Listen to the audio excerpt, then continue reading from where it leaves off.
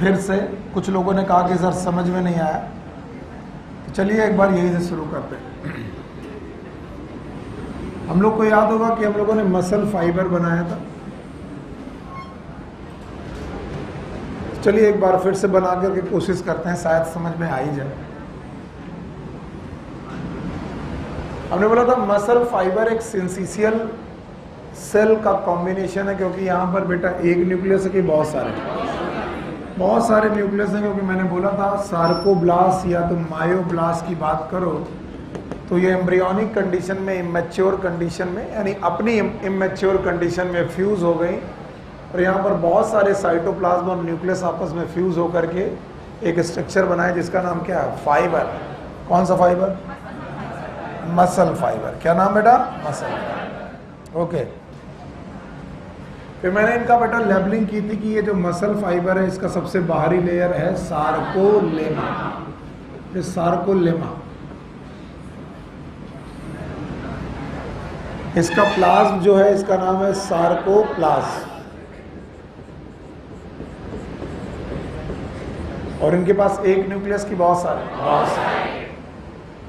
फिर मैंने कहा था कि ये बाकी सेल से अलग क्यों है, क्योंकि इसके पास प्रेजेंट है बेटा, क्या प्रेजेंट है? मायोफाइब्रिल। तो मैंने आपको ये मायोफाइब्रिल बना के दिखाई भी और बताया ये मायोफाइब्रिल किसके बने बताओ?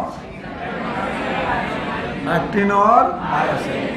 चलो भाई, एक्टिन और मायोसिन के ये मायोफाइब्रिल बने हुए, और आपको पता चला कि एक्टिन और मायोसिन में बेटा बैंड्स है ना? बैंड्स कुछ पैसे लाइट, कुछ मान लीजिए ये लाइट बैंड है और ये डार्क बैंड है, फिर लाइट बैंड है, डार्क बैंड है, लाइट बैंड है एंड देन डार्क बैंड है। तो मैंने बोला था लाइट और डार्क बैंड का आपस में बेटा ऑल्टरनेट कंडीशन है। जो ज्यादा गाढ़े कलर के हैं they are known as dark band, और जो बेटा आपके लाइट कलर के हैं that is known as light. तो बताइए कौन सा बैंड है ये? अल्टरनेट है। मैंने कहा था केवल इतना याद करके रखना ताकि इनके स्ट्रक्चर को हम लोग और ध्यान से देख पाए। केवल इतना ध्यान करके रखना है आपको। यस, क्या ध्यान करके रखना है? इधर देखिए कि इसमें से जो डार्क बैंड है और लाइट बैंड है इनके मैंने फॉर्मूले पढ़ाए थे। मैंने बोला जो लाइट बैंड है इसके लिए आपको याद रखना थिन अली। बोलो, कुछ बच्चों को ये समझ में नहीं आया कि थिन अली का मतलब क्या, और ये क्या बताया था? Thick MDL. हाँ, थिक। मैंने कहा था कुछ चीजें आपको सीखनी है और वो भूलनी नहीं है। बताओ लाइट बैंड का दूसरा नाम कैसा बैंड? थिन। बताइए जो बैंड थिन है कैसा है? थिन। थिन मतलब बहुत चौड़ा कि पतला? वो किसका बना है? एक्टिन का। एक्टिन का बना है, इसी का नाम है लाइट बैंड। ये लाइट बैंड क्यों है? क्योंकि ये लाइट कलर है। कैसा बेटा? लाइट। और अगर इसमें लाइट डाली जाए, क्या डाली जाए? लाइट, तो ये आइसोट्रॉपिक कंडीशन शो करता है। क्या बेटा? आइसोट्रॉपिक। तो याद रखना इसी का नाम है आइसोट्रॉपिक बैंड। फिर से बोलो। And that's why it is also known as I band. I band. चलिए बताइए थिन एली में चारों पॉइंट बताओ। जो आपकी मसल फाइबर में अल्टरनेट बैंड है, एक पतला और एक चौड़ा। पतला वाला थिन। थिन किसका बना है? एक्टिन।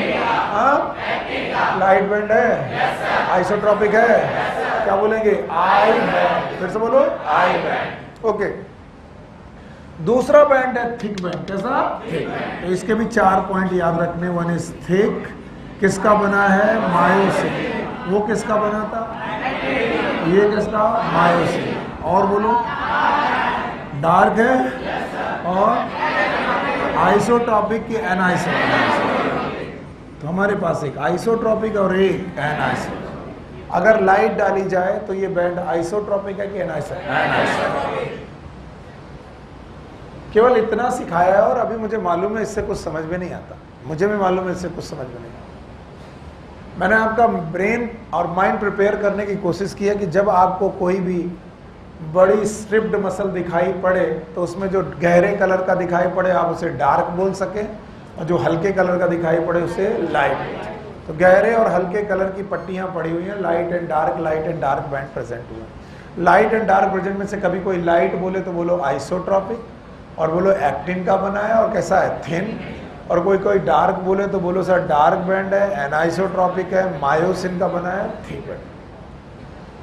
ऐसे किसी भी फाइबर की जब हम लोग इलेक्ट्रॉन माइक्रोस्कोपी करेंगे, क्या करेंगे, इलेक्ट्रॉन माइक्रोस्कोपी, यानी अगर हम लोग उसको और बढ़िया माइक्रोस्कोप से देखेंगे, इसे और बढ़िया माइक्रोस्कोप से देखेंगे तो ये हमें कैसा दिखेगा, आइए हम लोग वैसा देखने की कोशिश करते हैं। जब हम लोग इसकी इलेक्ट्रॉन माइक्रोस्कोपी करेंगे तो ये हमें दिखने वाला है कुछ अलग ही कलर का, कुछ यूं दिखने वाला है बेटा कि जब हम इस मसल को और डिटेल स्ट्रक्चर से देखेंगे तो हमें लाइट बैंड के बीचों बीच, किसके बीच, लाइट बैंड के बीचों बीच मुझे एक इलास्टिक लाइन मिलेगी, and that elastic line is known as Z line. Let's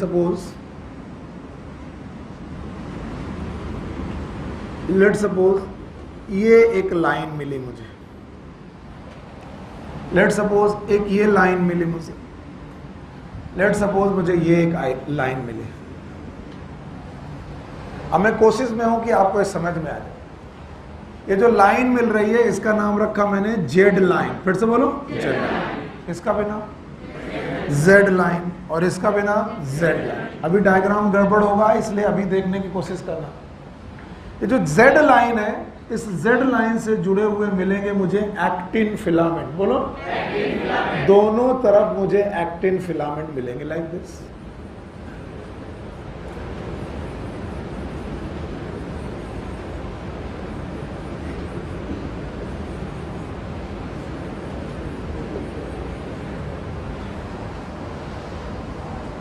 तो अगर मैं इस स्ट्रक्चर का कुछ बाउंड्री क्रिएट करने की कोशिश करूं तो मुझे कुछ लाइट कलर का बैंड दिखेगा। कैसा दिखेगा, लाइट कलर। वो तो लाइट कलर के बैंड के बीचों बीच, बस इतना सीख जाओ, मजा आ जाए, बोलो। और जेड लाइन से जुड़े हुए फिलामेंट, फिर से बोलो एक्टिन फिलामेंट। बस इतना शब्द याद कर लो, चाहे जितना टाइम लगे, इसको भूलना नहीं। एक्टिन फिलामेंट, जेड लाइन के दोनों तरफ क्या मिलेंगे, actin filaments. Let's suppose again this, Z line के दोनों तरफ एक्टिन फिलामेंट।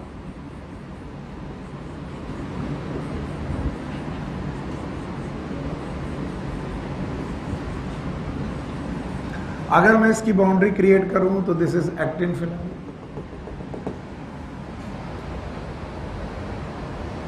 अब बताओ ये कैसा बैंड होगा, हाँ लाइट बैंड होगा। लाइट बैंड के बीचों बीच किसका बना है, हाँ एक्टिन फिलामेंट। चलो अब इसके बारे में भी बताओ, ये कौन सा होगा, एक्टिन फिलामेंट। ये भी क्या होगा, एक्टिन फिलामेंट। ये भी क्या होगा, actin filament. And all of them are the actin filament. अगर मैं इसकी बाउंड्री क्रिएट करने की कोशिश करूं तो this is somehow Z line. अब आपके बीच में जो खाली जगह दिख रही है, आपको लगेगा कि सर यही बेटा ये क्या होगा, क्या हवा होगी, नहीं। इसके बीचों बीच आपको एक एम लाइन मिलेगी। कैसी मिलेगी, एम लाइन। अगर मैं बोलूं this is line known as M line, this is line known as M line. और इस एम लाइन से बेटा जुड़े हुए स्ट्रक्चर मिलेंगे जिनका नाम होगा मायोसिन फिलामेंट। बोलो क्या, मायोसिन। अब याद रखना, मायोसिन फिलामेंट का विस्तार जहां तक है, ये देखो वो एक्टिन फिलामेंट के अंदर घुस चुके। मायोसिन फिलामेंट का विस्तार जहां तक भी है वहां तक बेटा बैंड जाएगा और that band is known as dark band. फिर से बोलो डार्क बैंड। आप कह रहे थे सर ये है लाइट बैंड, मैंने कहा था लाइट बैंड में क्या प्रेजेंट है, एक्टिन। फिर से बोलो, लेकिन अब मैं अपनी भाषा सुधारता हूं कि सर जहां तक बेटा ये लाइन है, लाइन का नाम बताओ, एम लाइन। हाँ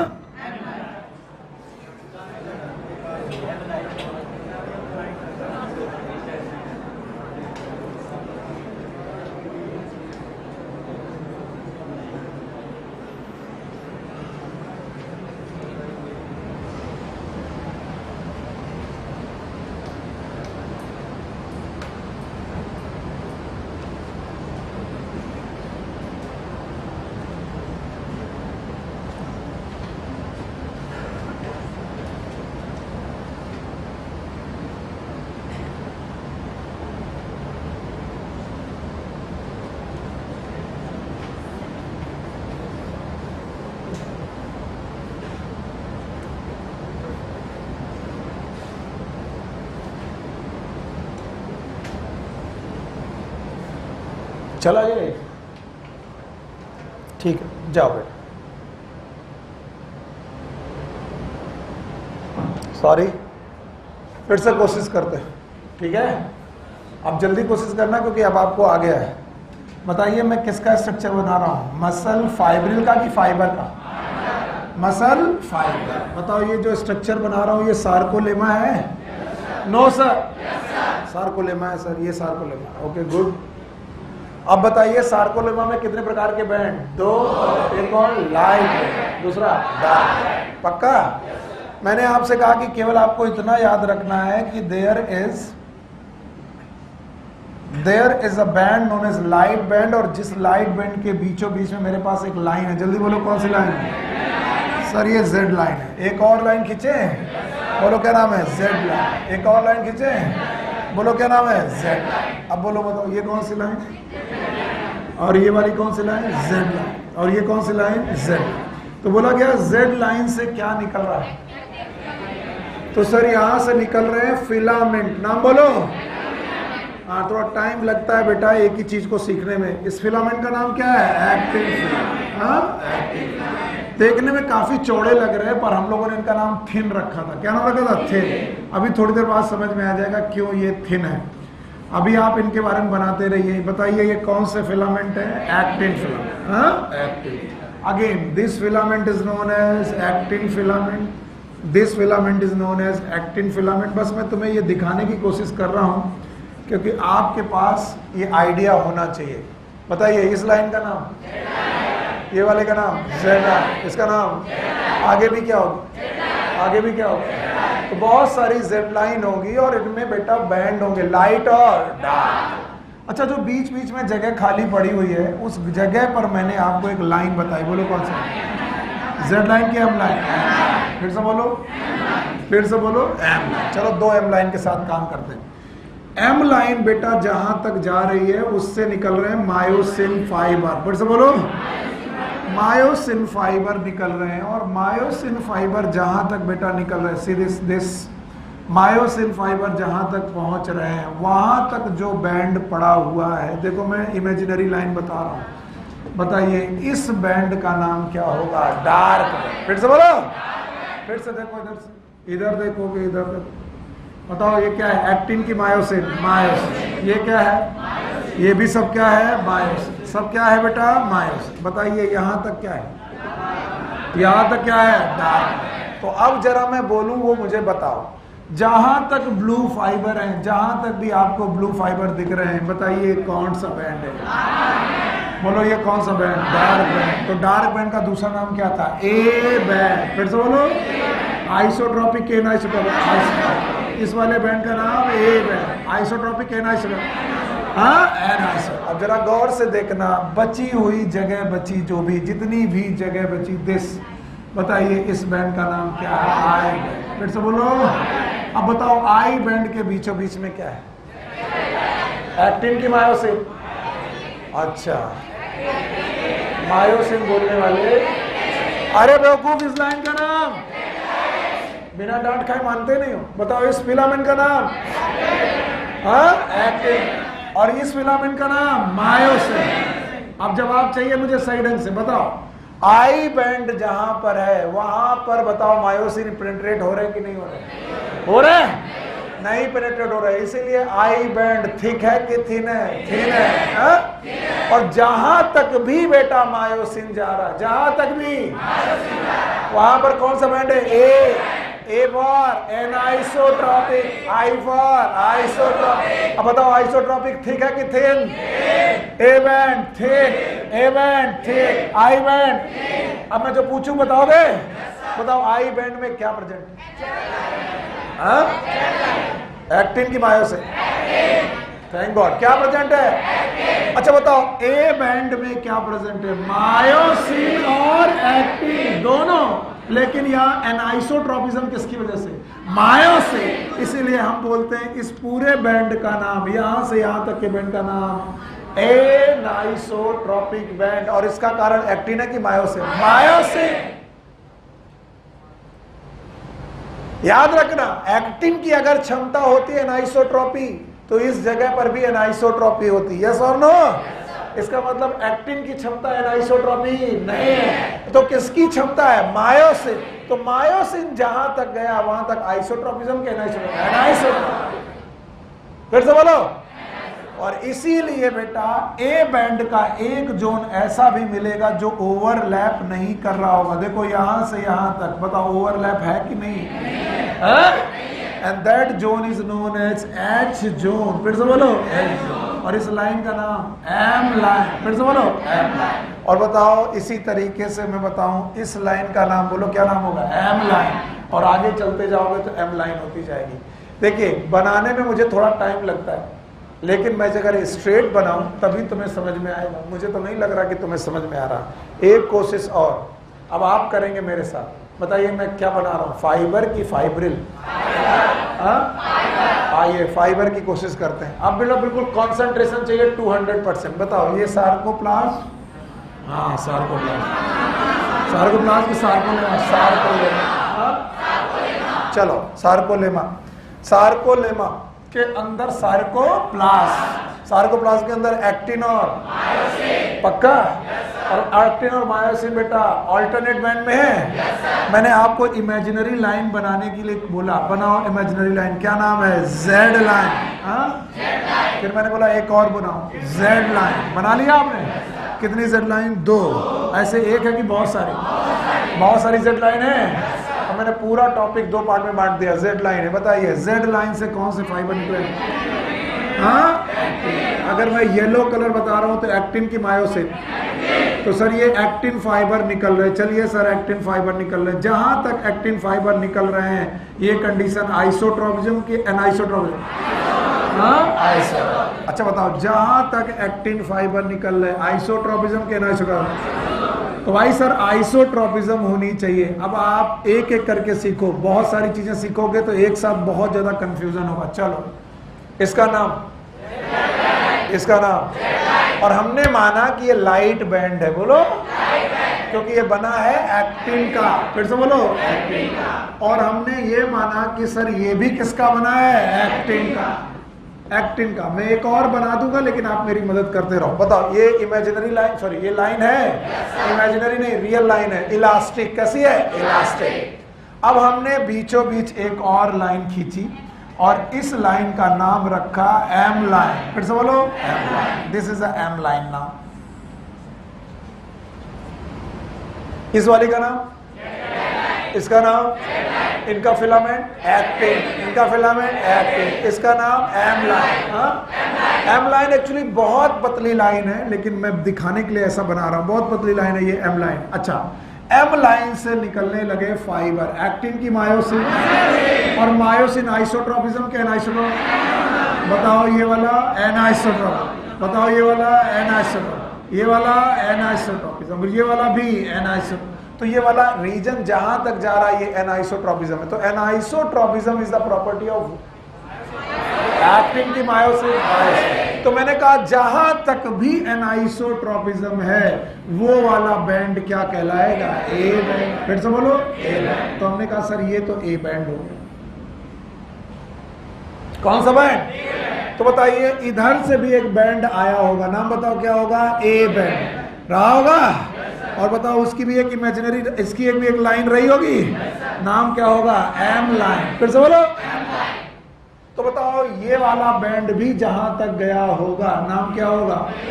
हाँ ए बैंड। ये रहा ए बैंड। तो आइसोट्रोपिज्म और anisotropism are the properties of filament. Properties of actin की प्रॉपर्टी आइसोट्रोपिज्म और मायोसिन की। अब मायोसिन यहां से यहां तक पहुंच गया तो आइसो पे एनाइसो, एनाइसो पक्का।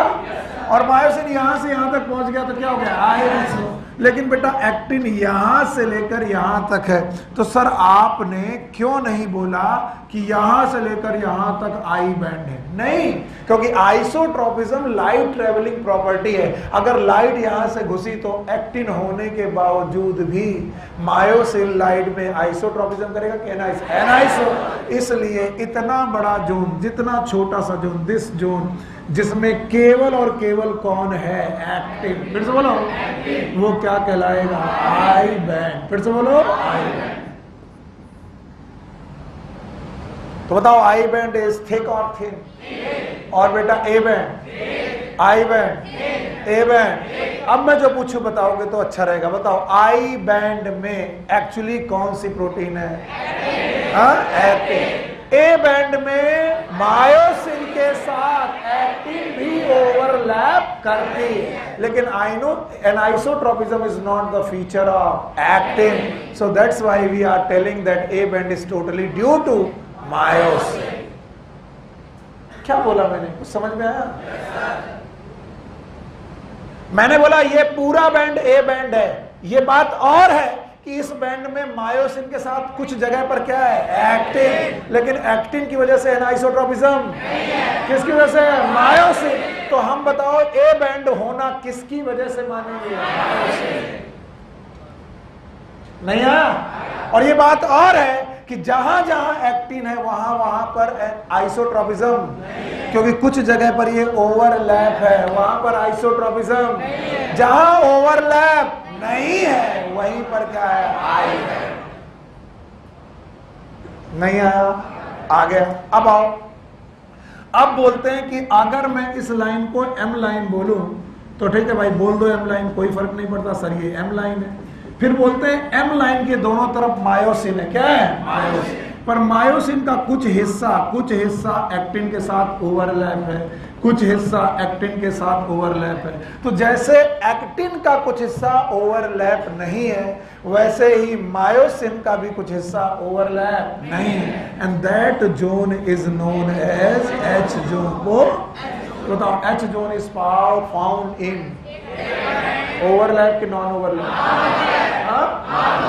आई band is found as actin filament. बोलो, जहां तक एक्टिन वहां तक आई बैंड, ऐसा नहीं है। जहां पर ओवरलैप नहीं है वहां पर आई बैंड है, जहां ओवरलैप है वहां पर ए बैंड। अब अपनी एनसीईआरटी निकालो, क्योंकि मुश्किलें यहां नहीं है, वहां पर है।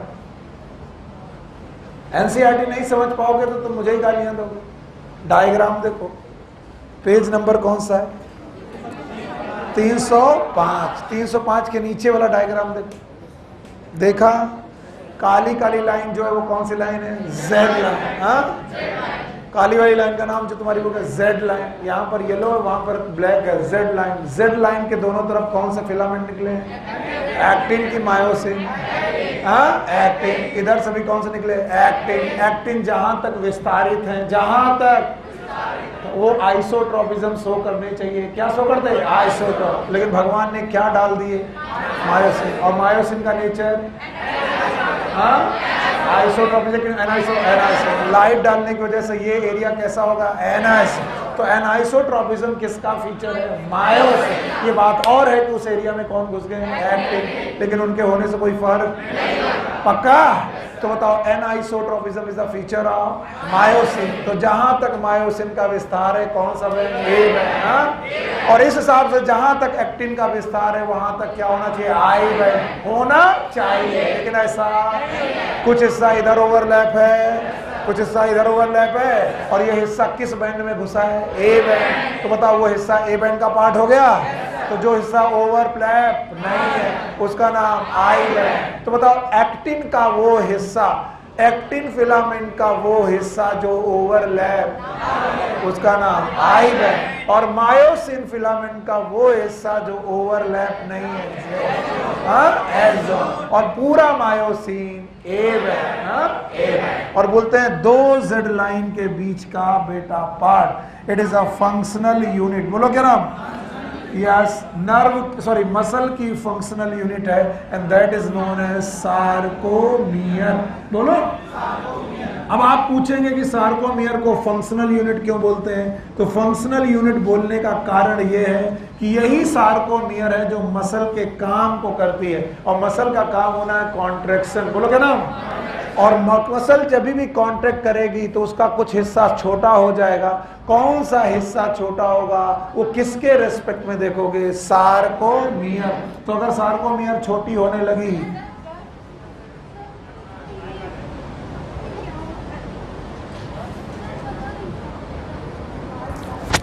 सर्दी बंद कराओ इसे।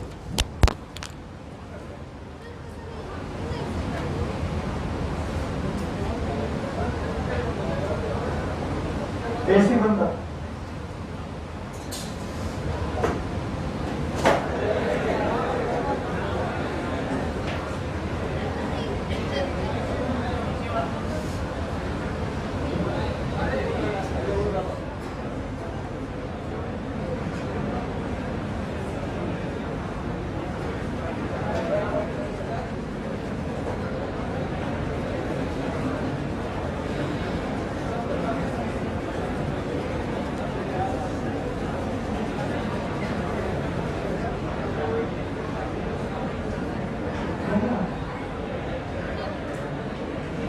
चलो ठीक है।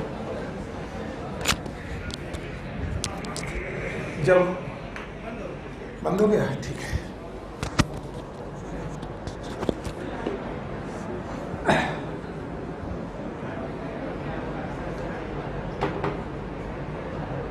अभी मुट्ठी बंद करो।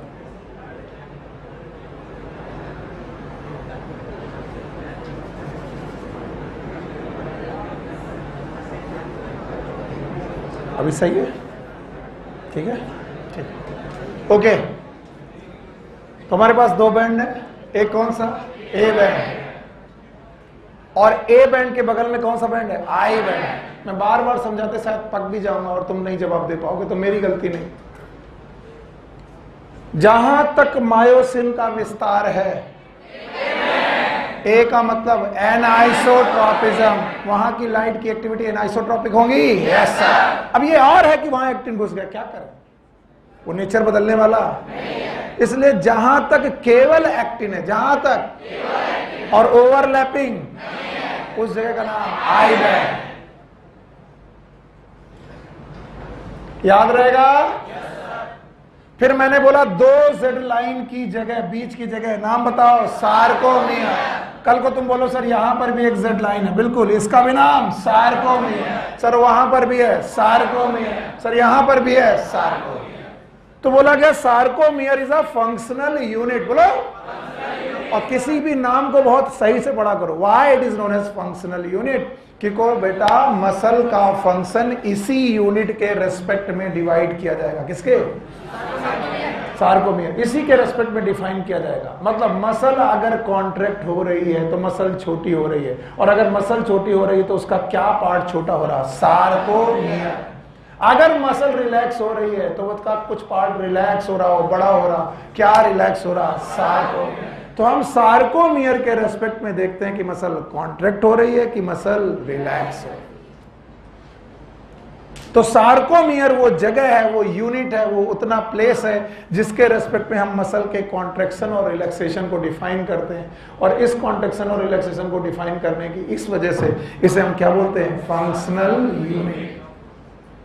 क्या बोलते हैं? फंक्शनल। इसके बजाय हम अगर डिटेल स्ट्रक्चर में जाएं, तुम घबराना मत, फिर से बोलो, अपने मन में देखोगे तो ये सब आ जाएगा। अगर मैं बोलूं कि मेरे पास फाइबर के अंदर एंट्री मारने की जगह मैं फाइबर के अंदर एंट्री मारूं, सबसे अंदर क्या मिलेगा? सबसे बाहर मिल क्या मिलेगा? सार्कोलेमा। अंदर सार्कोप्लाज्म, उसके अंदर मायोफाइब्रिल। कितने प्रकार के? दो। एक कौन? एक्टिन। दूसरा एक्टिन मायोसिन में लाइट और डार्क बैंड हो गए। ये बात और है कि मैंने पहले पढ़ाया था लाइट बैंड किसका बना है? एक्टिन। अभी तक वही सही है। डार्क बैंड किसका बना है? मायोसिन। ये बात और है कि मायोसिन के कुछ हिस्से में कौन आ गया? एक्टिन। ओवरलैप कर गया है। अब बिना देख के बताओ, क्या आपको जेड लाइन दिख रही है? जेड लाइन दिख रही है? जेड लाइन से क्या फिलामेंट? एक्टिन। बोलो, एक्टिन। उलर एक्टिन।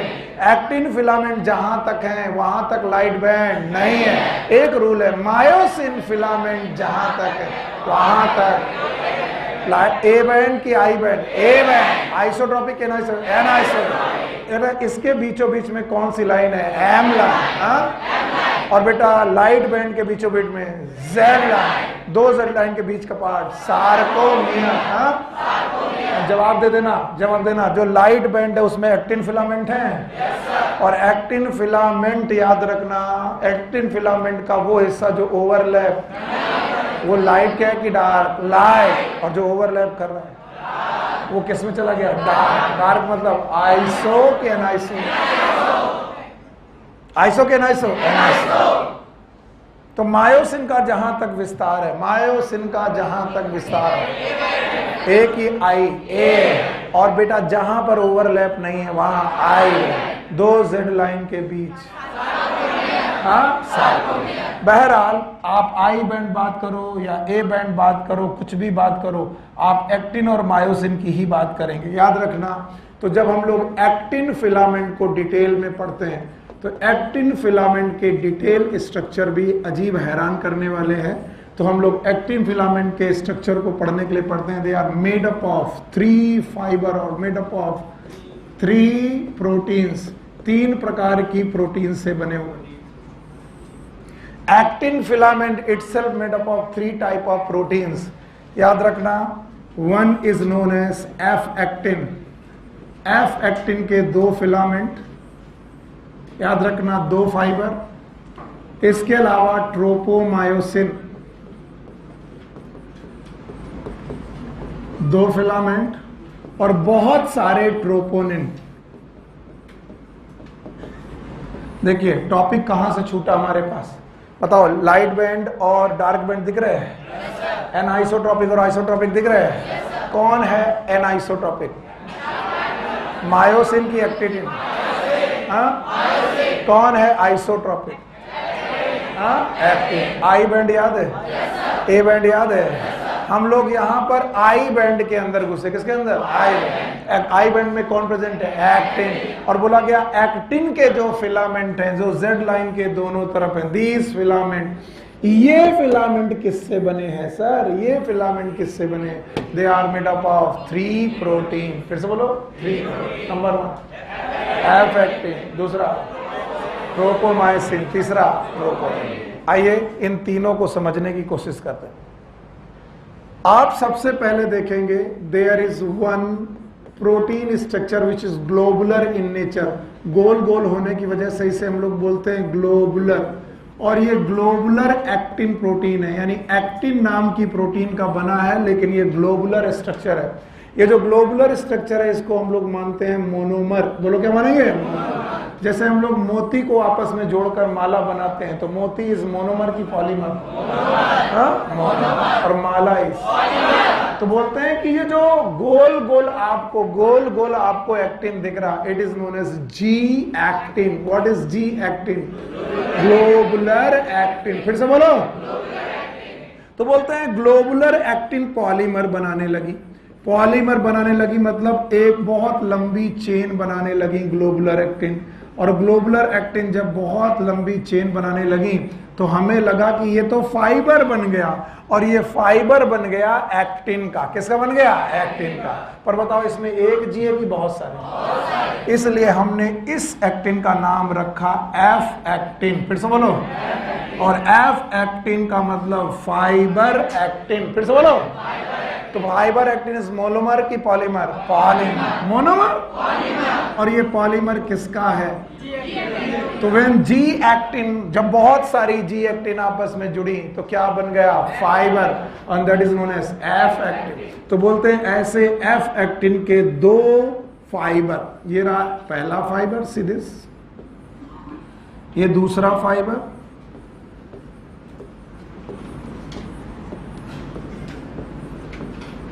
एफ एक्टिन के 2 फाइबर एक दूसरे के ऊपर क्रॉस या फिर बेटा क्रॉस बनाते हुए निकलते हैं। तो बताइए एफ एक्टिन के कितने फाइबर? 2 एफ एक्टिन के फाइबर, और वो दोनों एफ एक्टिन किसके बने हैं? G actin. जब 2 फाइबर एक साथ चलते हैं तो इन्हीं 2 फाइबर के साथ चेन चलती है एक प्रोटीन की, और वो भी 2 चेन। पहली चेन का नाम है बेटा या सीरिस, इसका नाम है बेटा ट्रोपोमायोसिन। फिर से बोलो। और ट्रोपोमायोसिन के भी बेटा 2 चेन है। कितनी चेन है? 2। सी,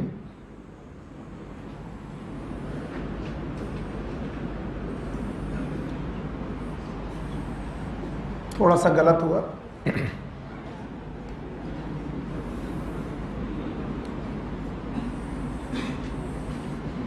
okay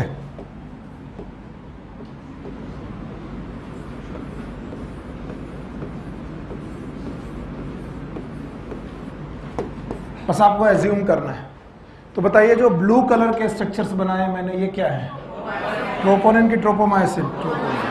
so there are 2 tropomyosin and there are 2 troponin, sorry tropomyosin और दूसरे कितने, एफ एक्टिन।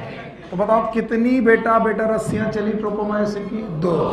तो ये जो पीला वाला रहा वो एफ एक्टिन रहा, बाकी ये वाला रहा ट्रोपोमायोसिन। और इन ट्रोपोमाइसिन में जगह जगह पर प्रेजेंट है एक्टिव साइट्स। क्या प्रेजेंट है बेटा, एक्टिव साइट, जगह जगह पर एक्टिव साइट्स प्रेजेंट है।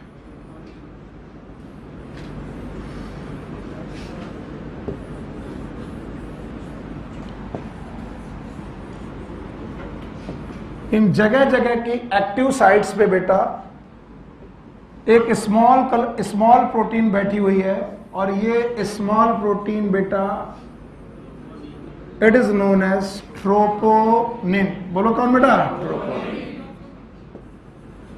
ट्रोपोमाइसिन की ट्रोपोनिन, ट्रोपोनिन। और तब जाकर के एक एक्टिन फिलामेंट बना है। अब बताइए एक्टिन फिलामेंट बनाने के लिए क्या क्या चाहिए, बोलो, एफ एक्टिन, ट्रोपोमाइसिन, ट्रोपोनिन। ट्रोपोनिन के एक ग्रुप की बहुत सारी, और बेटा कितनी चेन, ट्रोपोमाइसिन की कितनी, 2, एफ एक्टिन की 2, और एफ एक्टिन का मतलब मोनोमर की polymer, F actin is a polymer and G actin is a monomer. और इस तरीके से एक फिलामेंट बना आपके सामने, और ये फिलामेंट क्या कहला रहा बेटा, एक्टिन। तो अगर मैं कल को बोलूं कि ये बेटा जेड लाइन है, बोलो, और जेड लाइन से एक्टिन फिलामेंट निकले, तो बोलो इस एक्टिन फिलामेंट में क्या क्या होगा, पता नहीं क्या क्या होगा, एफ एक्टिन होगा, ट्रोपोनिन ट्रोपोमायोसिन होगा, ट्रोपोनिन होगा। कितने ट्रोपोमायोसिन, कितनी लेयर बेटा एफ एक्टिन की, और जगह जगह पर, बताओ ये कौन है, तो जेड लाइन में जो ये स्ट्रक्चर बन रहे हैं उनका नाम क्या है, एक्टिन फिलामेंट। फिर बोलो, तो जो सर ऐसे खींच के बना देते हैं ना कि सर ये रहा एक जेड लाइन, फिर बोला गया कि ये है एक्टिन, ये है एक्टिन, ये है एक्टिन, ये है एक्टिन, ये है एक्टिन, ये है एक्टिन। एक्टिन नहीं है, इसमें एक लोग है कि 3 लोग, इसमें भी 3 लोग, इसमें भी 3 लोग। तीनों लोग के नाम बताओ, एफ एक्टिन, ट्रोपोनिन, ट्रोपोमाइसिन। कितनी रस्सियां चल रही हैं, रस्सियां ट्रोपोमाइसिन की कितनी, 2, एफ एक्टिन की 2, और जगह जगह पर, कहते हैं अगर इस जगह ट्रोपोनिन ना होता तो यहाँ एक एक्टिव साइट खाली होती। क्या खाली होती है, एक्टिव साइट, जिसमें मायोसिन आकर के जुड़ जाता। कौन, मायोसिन। तो बताओ इस जगह पर कौन घेर कर बैठा है, ट्रोपोनिन। फिर बोलो, ट्रोपोनिन हटा दो, किसकी जगह खाली, मायोसिन। तो क्या मायोसिन यहां पर आकर जुड़ पाएगा, कैसे जुड़ेगा वो मैं बाद में बताऊंगा। तो कल को पूछा जाए ट्रोपोनिन किस एक्टिव साइट पर बैठा है, मायोसिन की एक्टिव साइट। किसकी एक्टिव साइट, मायोसिन की। हटाएं इसे, आ पाएगा। मुझे तो पहले ही पॉइंट से मालूम है कि तुम कुछ नहीं समझ रहे हो। फिलामेंट दिख रहा कि फाइबर, फाइबर के अंदर सार्कोलेमा दिख रही है, सार्कोप्लाज्म दिख रहा है, मायोफाइब्रिल दिख रहे हैं, एक्टिन मायोसिन दिख रहे हैं, डार्क लाइट बैंड दिख रहे हैं, ए बैंड आई बैंड दिख रहे हैं, मायोसिन एक्टिन दिख रहा है। अब बेटा जेड लाइन दिख रही है, जेड लाइन के दोनों तरफ एक्टिन की मायोसिन, एम लाइन दिख रही है, एम लाइन के दोनों तरफ मायोसिन। बताओ जेड लाइन के दोनों तरफ एक्टिन, एम लाइन के दोनों तरफ मायोसिन, आपस में अल्टरनेट कर रहे हैं। जहां जहां तक वहां जहां तक आई, जहां तक एक्टिन, वहां तक आई बैंड नहीं है, क्योंकि कुछ पोर्शन एम और ओवरलैप कर रहा है। जो ओवरलैप है वो किसमें गया, डार्क बैंड, आइसो के एनाइसो, एनाइसो। तो एक्टिन जितनी जगह ओवरलैप उसका नाम आई बैंड, पक्का। और जहां तक मायोसिन है वहां तक 2 जेड लाइन दिख रही है, दोनों का बीच स्पेस दिख रहा है, नाम बताओ। क्या ये फंक्शनल यूनिट है? ये कॉन्ट्रैक्ट हुई तो मसल कॉन्ट्रैक्ट, ये रिलैक्स हुई तो मसल रिलैक्स। तो अब हम घुसे ये कि जिसे तुम एक्टिन बोल रहे हो, जिसे तुम मायोसिन बोल रहे हो, वो दिखता कैसा है? तो हमने क्या किया? Electron microscopy. और जब हमने इलेक्ट्रॉन माइक्रोस्कोपी देखी तो दिखाई पड़ा एक्टिन फिलामेंट एक रस्सी का है कि दो? दो और दो चार, और बीच बीच में ट्रोपोनिन। हाँ, तो चलो पहले जी एक्टिन दिख रहा है, गोल गोल actin is G actin. G actin का फाइबर दिख रहा है, fibre it is F actin. तो रस्सी का नाम एफ एक्टिन, बंदे का नाम जी एक्टिन। तो जी एक्टिन मिलकर के पॉलीमर बनाए। कितने पॉलीमर रस्सियां? दो पॉलीमर रस्सियां चल रही हैं, इनका नाम है एफ एक्टिन। और इन्हीं के साइड बाय साइड ट्रोपोमायोसिन चल रही हैं। कितनी? दो। तो दो ट्रोपोमायोसिन, दो एक्टिन। अब ट्रोपोमायोसिन के पास, एक्टिन के पास कि ट्रोपो, एक्टिव साइट्स हैं, और जगह जगह की इनएक्टिव साइट पे कौन बैठा है? ट्रोपोनिन। बोलो। और ट्रोपोनिन बेटा फाइब्रस है कि बेटा ग्लोबुलर? ग्लोबुलर। और जगह जगह पे बैठा हुआ है। तो बताओ किसी भी एफ एक्टिन फिलामेंट में, किसमें? एक बात की तीन बात? तीनों बात याद है? बोलो। F actin, tropomyosin. नहीं आया? अगर मैं ट्रोपोनिन हटा दूं, क्या हटा दूं? जगह खाली हो जाएगी। कौन आएगा? मायोसिन। कैसे आएगा पता नहीं सर, लेकिन आएगा। कौन? अगर मायोसिन आ जाता तो एक्टिन और मायोसिन का कॉम्प्लेक्स बन जाता। खैर नहीं आया तो कोई बात नहीं। आइए हम लोग स्ट्रक्चर ऑफ मायोसिन फिलामेंट भी देख लें। Structure of myosin filament.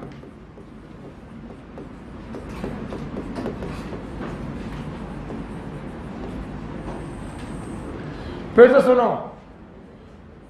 Myosin is again a polymer protein. Myosin एक पॉलीमेरिक प्रोटीन है। ये भी एक पॉलीमेरिक प्रोटीन है भाइयों। And this myosin is made up of meromyosin, made up of meromyosin. और अगर कोई पूछे व्हाट इज मीरोमायोसिन, तब आप बोलना ये कि पॉलीमर है कि मोनोमर? मोनोमर। जैसे मैंने बोला था एफ एक्टिन इज, और उसका मोनोमर जी एक्टिन, याद है? वैसे बेटा मायोसिन का, किसका? मायोसिन का मोनोमर क्या है? मीरोमायोसिन। फिर से बोलो, मीरोमायोसिन। याद रहेगा। अब आगे बढ़ा। कहते हैं सर ये मीरोमायोसिन कैसा दिखता है? बोलते हैं मीरोमायोसिन में तीन पार्ट दिखते हैं। एक तो दिखता है हेड,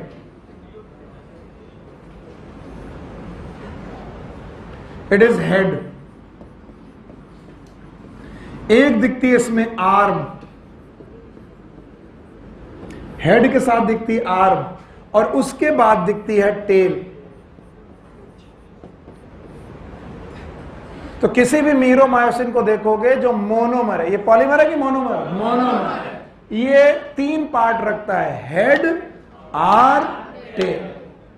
फिर से बोलो,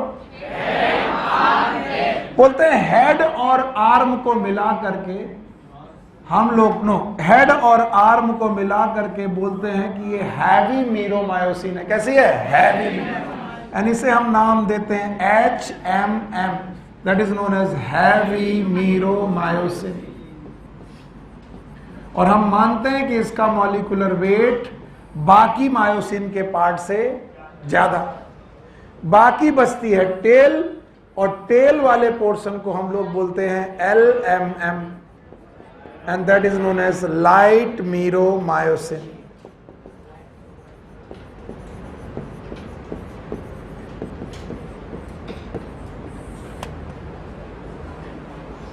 तो बताइए मुझे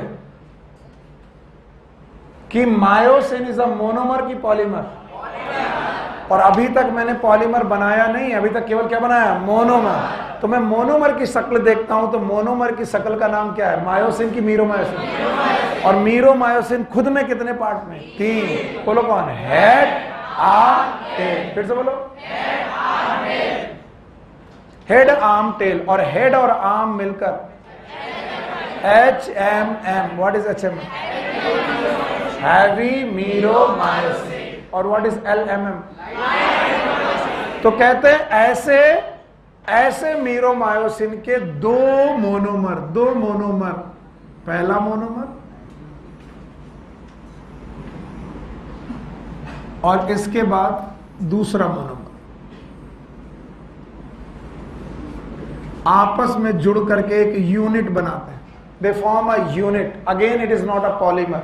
एक यूनिट बनाते हैं जो बार बार अपने आप को रिपीट करेगी. तो बताओ, एक मीरोमायोसिन की दो मीरोमायोसिन के पास 2 टेल, 2 हेड और 2 आर्म. अगर मैं ऐसे बोलूं तो आपको क्या क्या दिखाई पड़ेगा? इनके हेड में एक जगह पर दिखाई पड़ेगी साइट, ये वाली site. It is known as actin binding site. बोलो क्या नाम? केवल रट्टा मारने की जरूरत नहीं है. किसी को याद है ट्रोपोनिन? ट्रोपोनिन किसी जगह बैठा हुआ है. अगर उसे हटा दिया जाए साइट खाली हो जाएगी. उस साइट पे कौन जाकर जुड़ेगा? मायोसिन. मायोसिन जिस जगह से जुड़ेंगे उसका नाम है एक्टिन बाइंडिंग साइट. फिर से बोलो. और साथ में ये एक एटीपेज नाम का एंजाइम साथ में लेके चलते हैं, और इसका मतलब है इनके पास एटीपी बाइंडिंग साइट भी है. क्या बेटा? ATP binding site.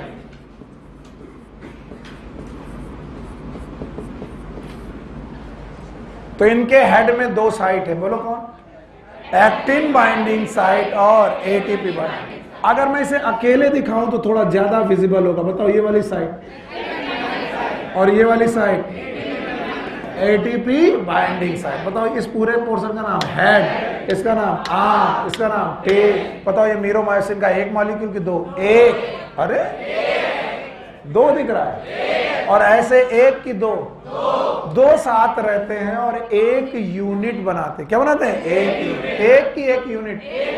और यही यूनिट बार बार आपस अपने आप को रिपीट करते हैं. The same unit they repeat themselves multiple time. बहुत बार रिपीट करते हैं. मैं कोशिश करूंगा शायद आपको समझ में आ जाए. मान लीजिए ये एक मीरोमायोसिन है, मान लीजिए ये एक दूसरा मीरोमायोसिन है. Like this.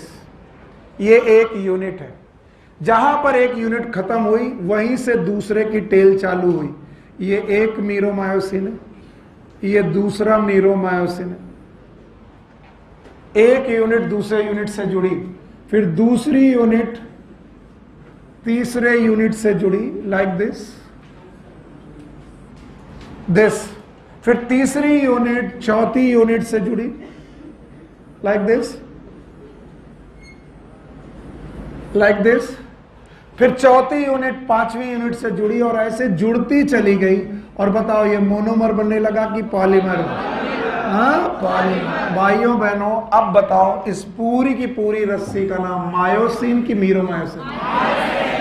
Myosin. And now this is known as myosin filament. बोलो क्या नाम? Myosin filament. और बताओ, myosin filament is the monomer और polymer, और जिसमें क्या बार बार रिपीट कर रही हैं? मीरोमायोसिन की यूनिट्स. मीरोमायोसिन की मीरोमायोसिन की यूनिट आपस में रिपीट कर रही हैं. तो कहते हैं अगर इस एक रस्सी को कॉन्टिन्यूअस देखो तो ये रस्सी सीधी दिखेगी, लेकिन इनमें कुछ पोर्शन बाहर निकले हुए दिखाई पड़ेंगे. And these portion are known as cross arms. मैंने आर्म्स बोला कि क्रॉस आर्म्स? और इसीलिए मैंने अभी तक वो स्ट्रक्चर खत्म नहीं किया जो तुमको मैं दिखाना चाहता हूं. तुम उसको देखो. मैंने फिर से बोल दिया था, ये मैंने क्रॉस आर्म रखा था कि आर्म? ये क्या था? हेड. ये क्या था? टेल. तो एक मीरोमायोसिन यूनिट का, एक मीरोमायोसिन यूनिट का ये क्या है? टेल. ये क्या है? आर्म. ये क्या है? हेड. दूसरे का भी tail arm head, tail arm head. एक सीधी रस्सी बनाएगा, और इस सीधी रस्सी से कौन बाहर निकले हुए दिखाई पड़ेंगे? हेड. फिर से बोलो. तो उस रस्सी के हेड जो होंगे वो क्या बनाएंगे? They will form the cross arm. Arm की क्रॉस आर्म. आर्म होना अलग बात है, क्रॉस आर्म होना अलग बात है. पूरी रस्सी के रेस्पेक्ट में निकलने वाला पुछल्ला क्रॉस आर्म, और मीरोमायोसिन का अपना हेड के बाद वाला पोर्शन आर्म. नहीं आया? तो बताओ पूरी मीरोमायोसिन की रस्सी में तुमने देखा तो छोटे छोटे लट्टू जैसा स्ट्रक्चर निकल रहा हर जगह, इसका नाम क्रॉस आर्म। और ये LMM से है कि HMM?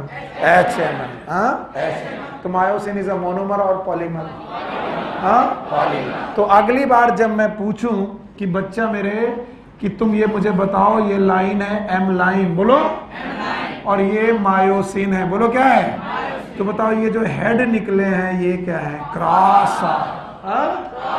मैं बोलूं अगर ये M लाइन है तो बताओ ये कौन निकला है? मायोसिन। मोनोमर की पॉलीमर?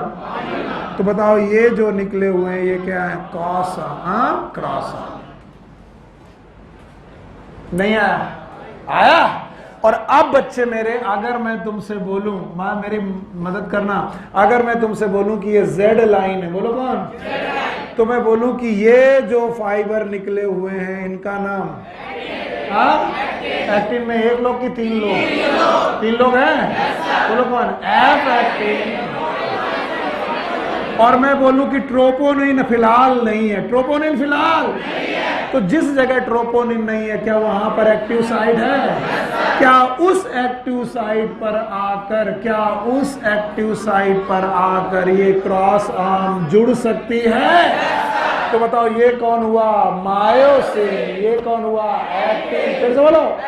तो क्या एक्टिन मायोसिन कॉम्प्लेक्स है? इस चीज को देख करके एक्टिन ने ट्रोपोनिन को दूसरी साइड से हटाया। बताओ दूसरी जगह खाली है? बताओ इस जगह क्या बन चुका है? Actin myosin complex. फिर से बोलो।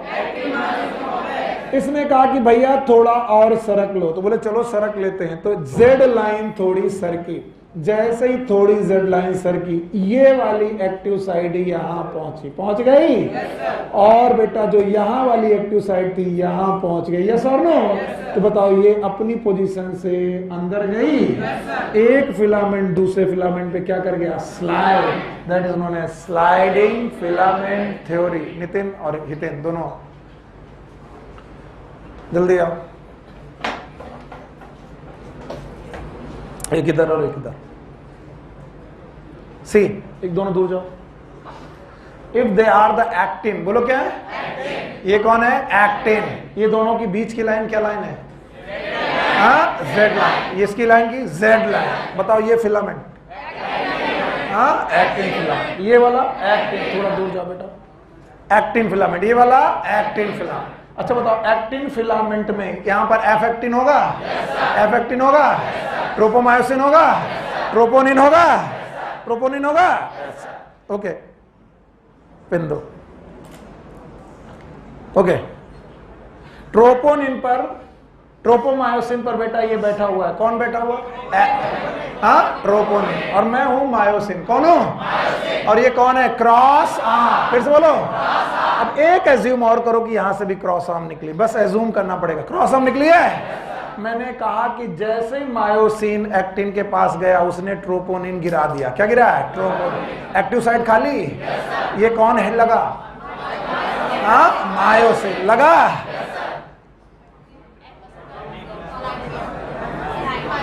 नहीं आया? कौन किसके अंदर घुसा? Actin myosin. तो कौन बैंड किसके अंदर? I band, J band. बताओ सार्कोमियर दूर दूर की पास पास। बताओ कॉन्ट्रैक्शन की रिलैक्शन? कॉन्ट्रैक्शन।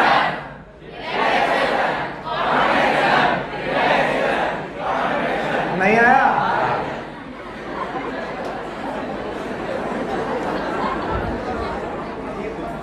एक बार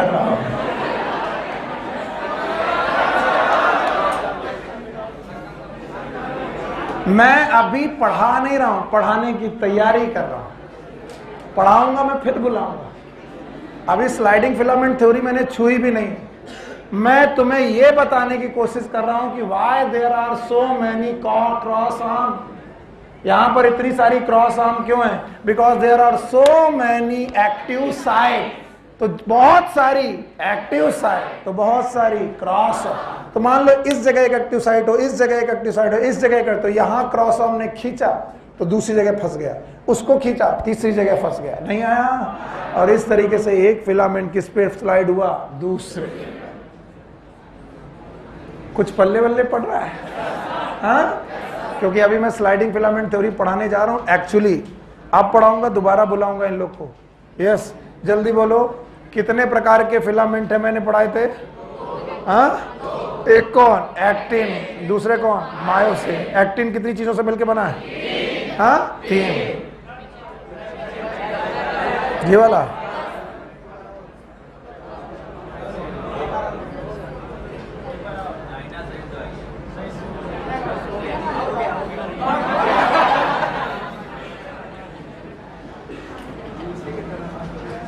आप बताओ, जो मैं पूछूंगा बता दोगे? वैसे बहुत खराब क्लास जा रही है क्योंकि आप समझने का कम प्रयास कर रहे हो, लेकिन इसको बहुत अच्छी तरीके से नहीं, तुम्हारे चेहरे बता देते मुझे। एसी चला दे, चलाओ चलाओ चलाओ भैया, चलाओ यार, जो बंद किया था चलाओ।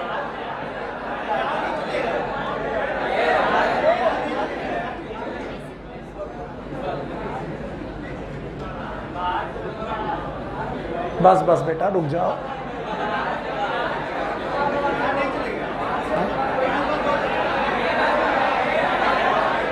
हाँ, तुम लोग एसी के चक्कर में ही रहो, ये स्लाइडिंग फिलामेंट थ्योरी कल हम पढ़ाएंगे। अब सुनो, 28 तारीख तक जो क्लासेस हैं शाम की चल रही हैं, उसके बाद आपके लिए खुशखबरी है, केवल शाम की क्लासेस बंद और सुबह की क्लासेस चलती रहेंगी। आप लोग अपना रिवीजन करिए और 14 अप्रैल से फ्री रिवीजन चालू हो जाएगा, तो आप लोग टेंशन मत रहिएगा। जैसे ही जेनेटिक्स खत्म होगी, जैसे ही जेनेटिक्स में शाम को पढ़ाने के मूड में नहीं था, ना हूं, क्योंकि भीड़ बढ़ेगी, इसलिए जेनेटिक्स को 2 बैचेस में पढ़ाना पड़ेगा। कितने बैचेस में? तो R1 अलग और R2 अलग, तो वो केवल पॉसिबल है 2 अलग अलग बैचेस में, और उसके 135 कर भी नहीं सकते, क्योंकि शाम में अगर 2 बैचेस पढ़ाने हैं तो कॉन्टिन्यूअस 6 दिन नहीं मिल सकते। शाम में तो 135 और 246 मिलता है, इसलिए 28 तारीख के बाद से जेनेटिक्स जब चालू होगी, या उसके 2-4-5 दिन के बाद से जेनेटिक्स जब चालू होगी, तो आपको सुबह ही केवल बुलाऊंगा मैं एक बार। और अब उन लोगों की शिकायत खत्म हो जाएगी कि पढ़ने का मौका नहीं मिल रहा, क्योंकि कोर्स भी मेरा खत्म होने को आ गया। तो जेनेटिक्स वाला पोर्शन सुबह, और हम लोग न्यूरोलॉजी वाला पोर्शन भी सुबह पढ़ लेंगे, ब्रेन एंड नर्वस सिस्टम। और इसके बाद शाम वाली क्लासेस आपकी खत्म। आप आराम से शाम को खूब रिवीजन करिए। अब छपेड़ा पुलिया मिल मत जाना, क्योंकि मैं टहलता रहता हूँ, ठीक है? क्या चाहिए? तुम बहुत सोते हो, तो आप 28 तारीख तक मेरे साथ हैं शाम को। तो अभी आपको किस दिन आना है? सैटरडे को आना है। आज कौन सा है? थर्सडे। फ्राइडे को वैसे छुट्टी रहती है, और सैटरडे को आपको आना है। सैटरडे के बाद अब आप केवल मॉर्निंग। तो आप लोग केवल 6 दिन आप जेनेटिक्स पढ़ने के लिए सुबह आएंगे, या फिर न्यूरोलॉजी पढ़ने के लिए? अरे बस बस, बहुत दिनों से मैं भी चाह रहा था कि थोड़ा रिलैक्स मिले, और रिवीजन चालू होगा। क्या चालू होगा? रिवीजन। कब से? जेनेटिक्स के बाद। Okay, thank you very much. Now here is a sliding filament of theory. It is known as mechanism of contraction. Mechanism of contraction of muscles.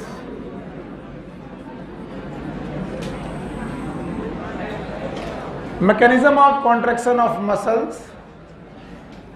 इसको समझाने के लिए we have a theory that is known as sliding filament theory.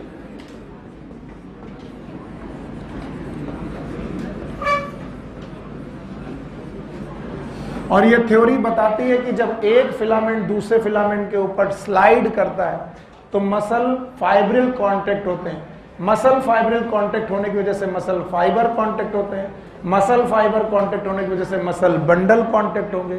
Muscle bundle contact होने की वजह से muscle contact होगी। तो इस स्लाइडिंग फिलामेंट थ्योरी को बहुत डिटेल में समझने का टाइम है। जिसको भी ये लग रहा है कि नहीं आएगा, वो भी अपना दिमाग दुरुस्त करके बैठे। बहुत आसान है और बहुत आसानी से आ सकती है। Okay, sliding filament mechanism theory को समझने के लिए सबसे पहले आपको ब्रेन तक चलना पड़ेगा। याद रखना, क्योंकि स्केलेटल मसल्स हमारे वॉलंटरी कंट्रोल में है। किस कंट्रोल में? वॉलंटरी। और हम लोग वॉलंटरी कंट्रोल वाली मसल ही पढ़ रहे हैं इतने दिनों से। हमने पढ़ा था कि 3 प्रकार की मसल हैं, कार्डियक मसल, विसरल मसल और स्केलेटल। पर मैंने तीनों मसल डिटेल में पढ़ाने की बजाय केवल कौन सा पढ़ा है? स्केलेटल।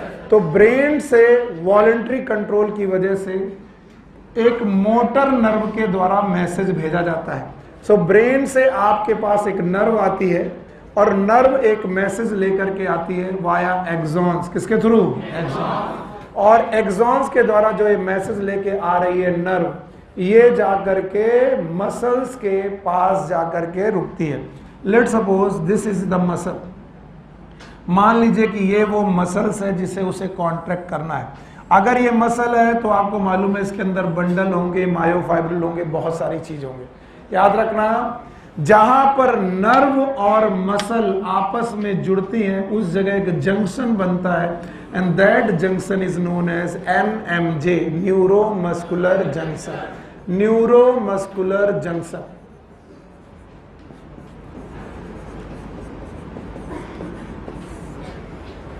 फिर से बोलो, this neuromuscular junction is also known as, अगर मैं इसको सही ढंग से बनाऊं कि ये हमारी नर्व के एंडिंग्स है, एक्सॉन की नर्व एंडिंग है। बेटा एकदम शांत रहोगे तो भी समझ में आएगा, नहीं तो नहीं आएगा, फिर तुम कुछ भी कहो। ये मान लीजिए कि एक्सॉन है और नर्व का पोर्शन है, मैसेज लेके आया और ये जो मैसेज आया वो किसी मसल तक पहुंचा। लेट सपोज ये वो मसल है जिसको हमें कॉन्ट्रैक्ट कराना है। This is the muscle.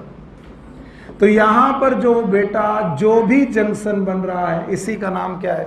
Neuro junction, neuromuscular junction. इसी को हम लोग मोटर एंड प्लेट बोलते हैं। बोलो क्या बोलते हैं? Motor end plate.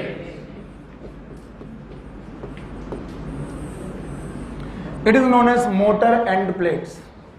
याद रखना, ये आने वाली नर्व जो है ये एक्सॉन की बनी है। जब तक नर्वस सिस्टम ना पढ़ लो तब तक एक्सॉन थोड़ा कम समझ में आता है, लेकिन आप मान के चलो कि नर्व का एक फाइबर है, नाम बताओ, एक्सॉन। बातें मत करो बेटा। एक्सॉन के टर्मिनल में प्रेजेंट है एक्सॉन टर्मिनल। बोलो क्या? एक्सॉन। और एक्सॉन टर्मिनल के पास प्रेजेंट है वेसाइकल्स। बोलो क्या? वेसाइकल्स। अभी मैं पूछूंगा, जवाब आपको देना पड़ेगा। प्रेजेंट है वेसाइकल्स। फिर से बोलो। और जैसे ही मैसेज बेटा इन वेसाइकल तक पहुंचता है, किस तक? वेसाइकल। छोड़ो, फिर से बोलो, किससे मैसेज आया? कौन से एक्सॉन से? नर्व। कैसी नर्व? Motor nerve. आपकी बॉडी में दो प्रकार की नर्व है जो स्टिमुलस को ब्रेन तक ले जाए, सेंसरी। फिर से बोलो। और जो काम करने के लिए आए, मोटर। जो मसल को कांटेक्ट कराएं, मोटर। जो मसल का स्टिमुलस ले जाए, सेंसरी। तो जो मसल को कांटेक्ट करने वाली नर्व है इसका नाम है मोटर नर्व। मोटर नर्व एक वॉलंटरी मैसेज लेके आई। तुमने कहा मुझे अपना हाथ मोड़ना है, मन में सोचा और मुड़ गया। हाथ मोड़ने के लिए तुमने एक नर्व का संदेश उस मसल तक पहुंचाया। मसल पे जाकर नर्व जैसे जुड़ी, उसने बनाया motor end plate, also known as neuromuscular junction. Motor end plate के पास प्रेजेंट है एक्सॉन टर्मिनल। फिर से बोलो। एक्सॉन टर्मिनल के पास है वेसाइकल। बोलो क्या? वेसाइकल। और इन वेसाइकल में प्रेजेंट है एसिटाइल कोलिन। बोलो। It is known as neuro hormone, that is known as acetyl choline. फिर से बोलो। और जैसे ही एसिटाइल कोलिन नाम का बेटा ये न्यूरो हार्मोन मसल्स के ऊपर छोड़ा गया, मसल ने पैदा किया बेटा, मसल ने पैदा किया इंपल्स। बोलो क्या पैदा किया? इंपल्स। और इंपल्स पैदा होते ही मसल कॉन्ट्रैक्शन के लिए तैयार हुई, क्योंकि इंपल्स पैदा होते ही यहां पर प्रेजेंट है ER, जिन्हें हम लोग बोलते हैं SR। What is SR? बोलो। तो एसिटाइल कोलिन का मैसेज जैसे कहां पहुंचा? कहां पहुंचा? मसल। बताओगे नहीं तो मरोगे। कहां पहुंचा? मसल।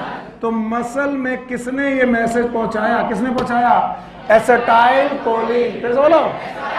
और एसिटाइल कोलिन का मैसेज जैसे ही पहुंचा मसल तक, मसल क्या जनरेट किया? इंपल्स। फिर से बोलो।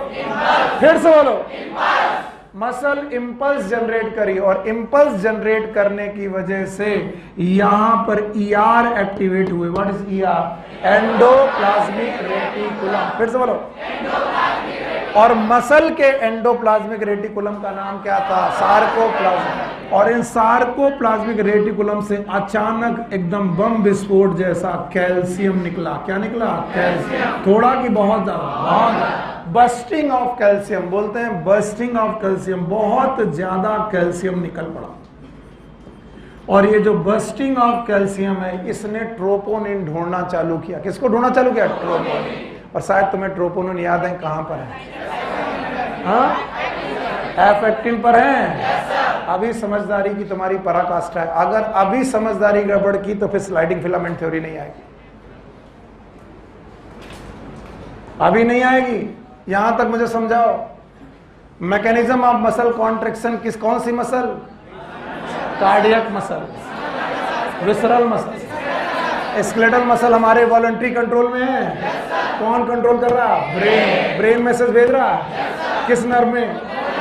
मोटर नर्व मैसेज ले गई कहां तक? मसल तक। नर्व ले गई मसल तक मैसेज बाई नर्व और मसल का जंक्शन। नाम बताओ। Neuromuscular junction. न्यूरोमस्कुलर जंक्शन में नर्व एंडिंग्स बोलो, also known as axon terminals. फिर बोलो, उनमें क्या प्रेजेंट है? वेसाइकल्स। वेसाइकल के अंदर एसिटाइल कोलिन। जैसे ही मैसेज नर्व ने दिया, कहां पर पहुंचा? वेसाइकल। क्या टूटे? वेसाइकल। वेसाइकल टूटने से क्या निकला? Acetyl choline. फिर बोलो, एसिटाइल कोलिन कहां से निकला? नर्व से। कहां पहुंचा? मसल में। It is known as nerve to muscle. Muscle में क्या पैदा हुआ? इम्पल्स। फिर से बोलो। तो इम्पल्स पैदा करने वाला हार्मोन कौन है? Acetyl choline. और जैसे ही इम्पल्स पैदा हुआ इस मसल के अंदर, मसल के, क्योंकि इसका नाम है सार्कोलेमा। सार्कोलेमा के अंदर सार्कोप्लाज्म। सार्कोप्लाज्म के अंदर सार्कोप्लाज्मिक रेटिकुलम। फिर से बोलो।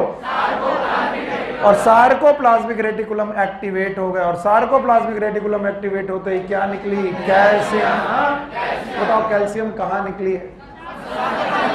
Sarcoplasmic reticulum. चलो मैं ऐड करके पीछे जा रहा हूं और मुझे बताने की कोशिश करना तुम।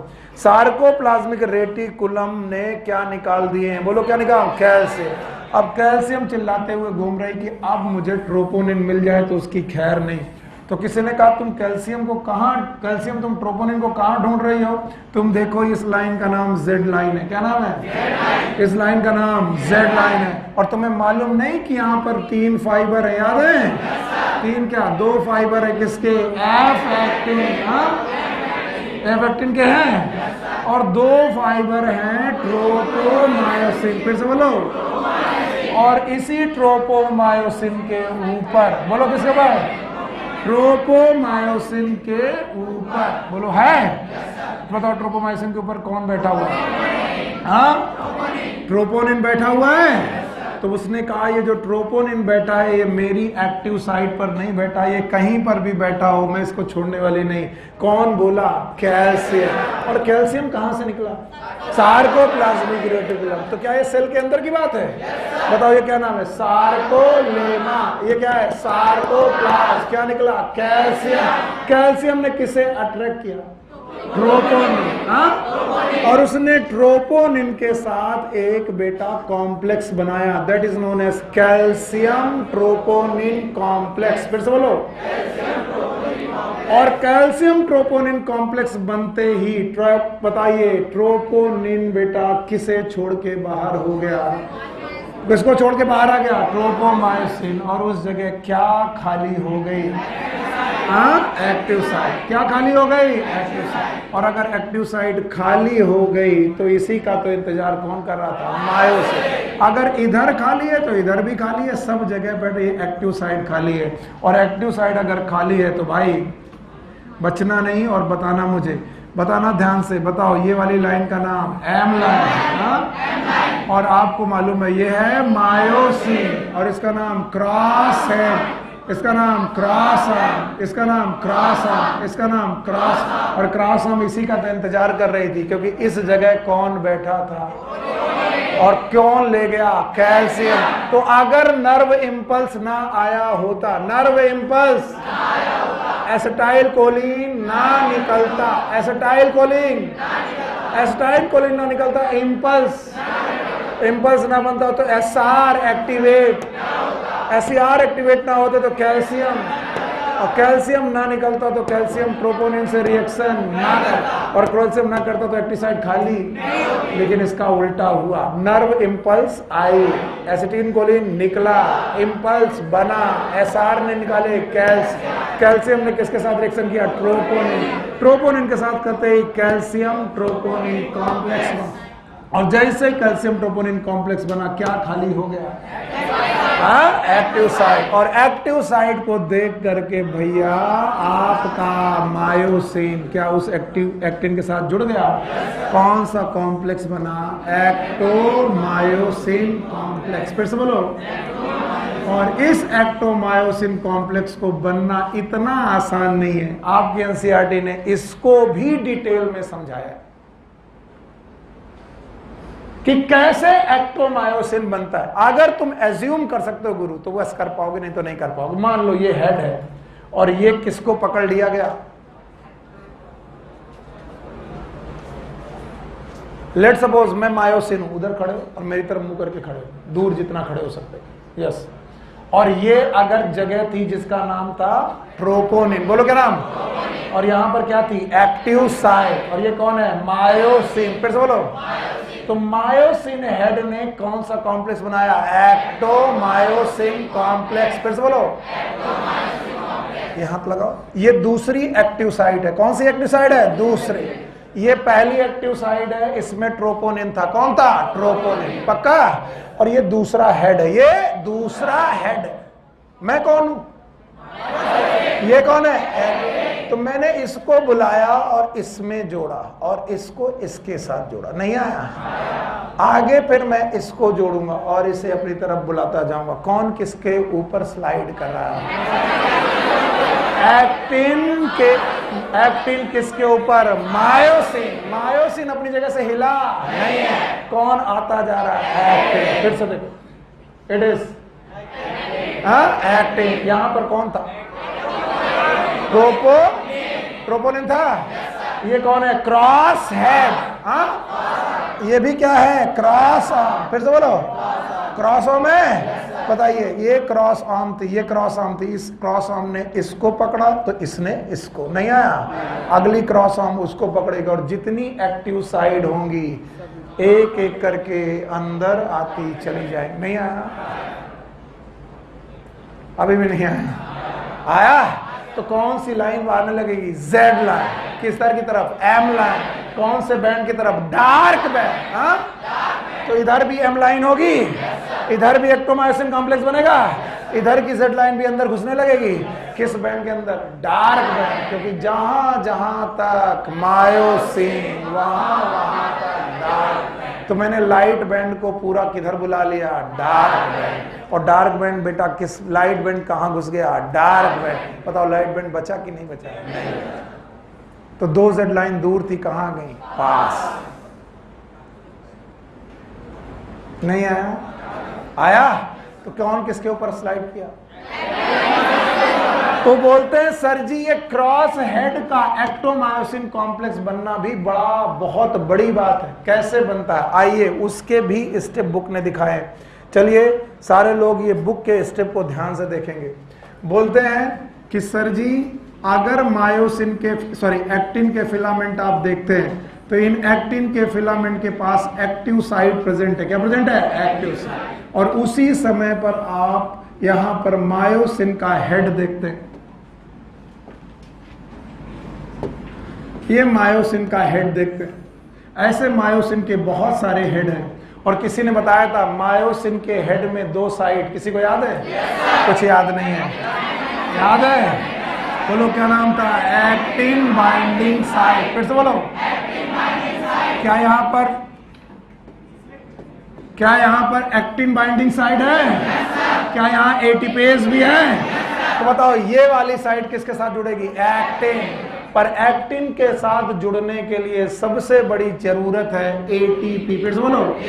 और एटीपी नहीं, एटीपी का डिसोल्यूशन। एटीपी का इसका मतलब एटीपी टूट चुका होना चाहिए।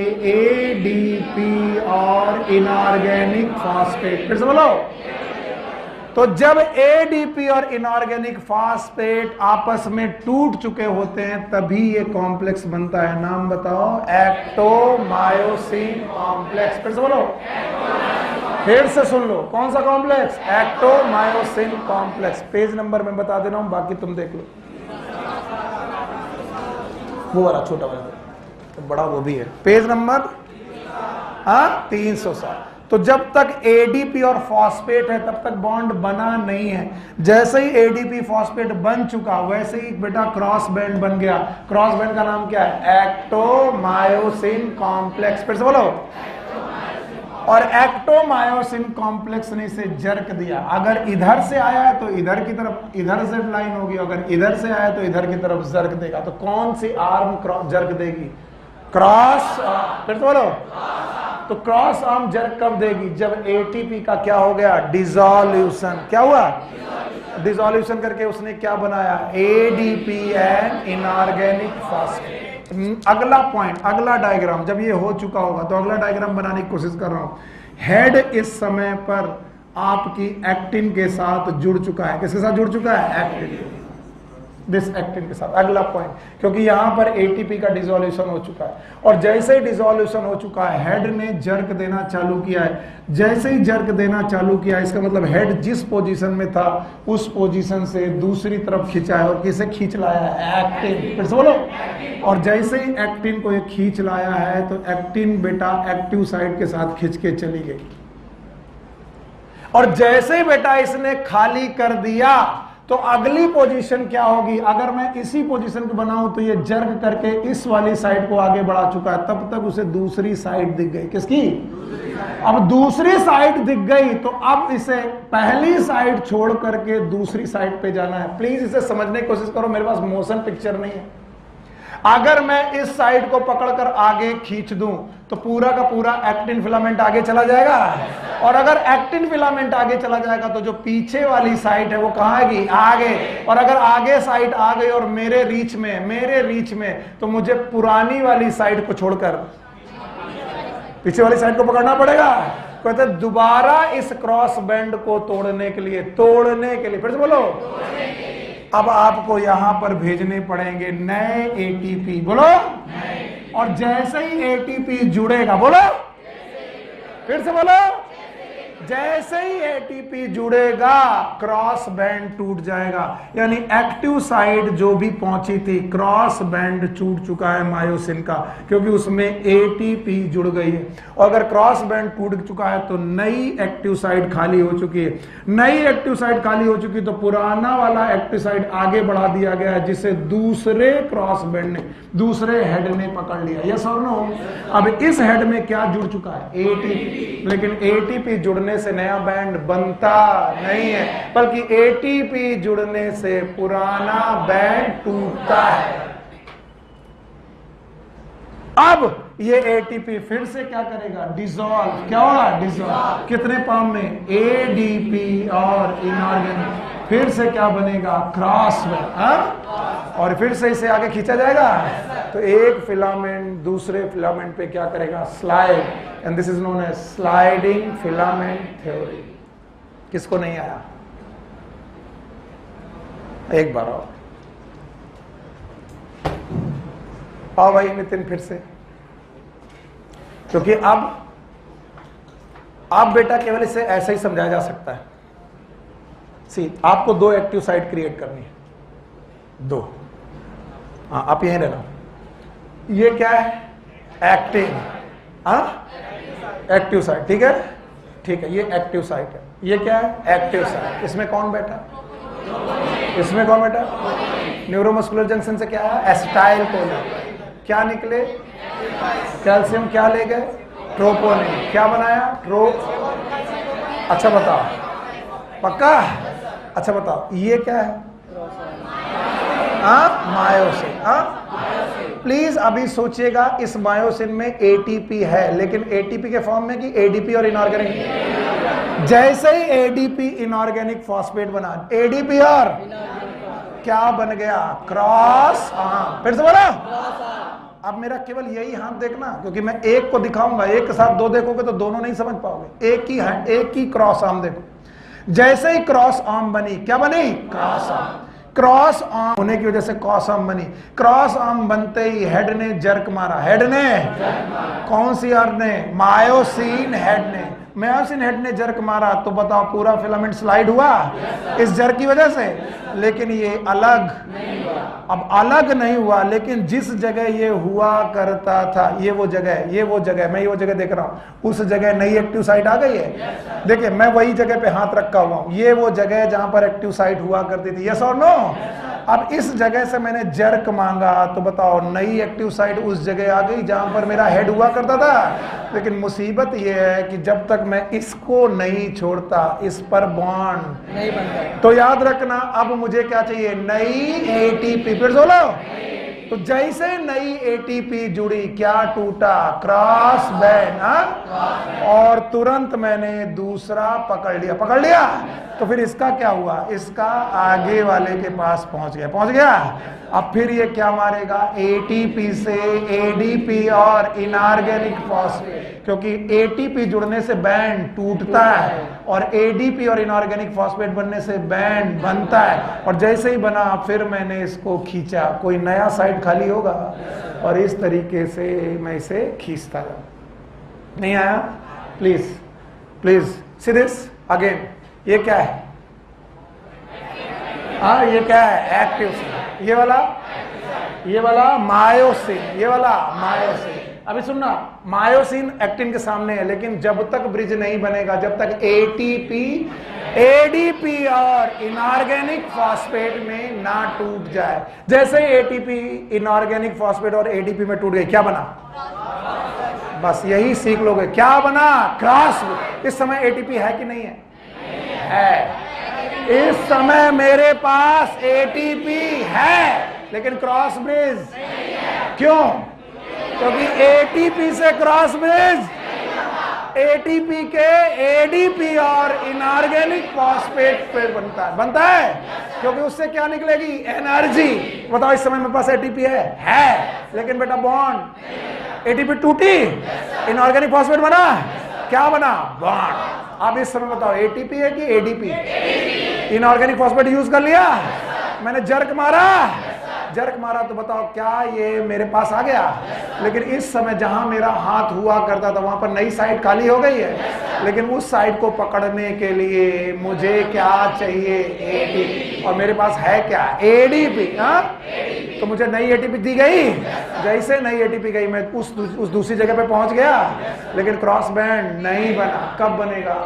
जब वो एटीपी एडीपी और इनऑर्गेनिक फिर मैं पकड़ लूंगा, फिर क्रॉस ब्रिज मारूंगा और फिर आगे पहुंचूंगा। फिर मुझे छुड़ाने के लिए क्या चाहिए? एटीपी। छुड़ाने के लिए और क्रॉस आर्म बनाने के लिए एडीपी और इनऑर्गेनिक। फिर पकड़ लिया, फिर आगे खींच लिया, पूरा का पूरी जेड लाइन किसके अंदर घुस गई? मेरे मायोसिन। और myosin is isotropic and isotropic. तो बताओ अभी लाइट बैंड बचा कि नहीं बचा? नहीं बचा। क्या बचा? Dark band. तो इनका सेंटर क्या है? Z line. इनका सेंटर जेड लाइन, और दोनों जेड लाइन आसपास आ गई और किसके अंदर आ गई? ये मायोसिन। ये मायोसिन बैंड डार्क की लाइट। बताओ जेड लाइन पास आ गई तो कॉन्ट्रैक्शन की रिलैक्सेशन, कॉन्ट्रैक्शन। और जिस दिन भी मैं इसे छोड़ूंगा क्या मेरे क्रॉस आर्म टूट जाएंगे?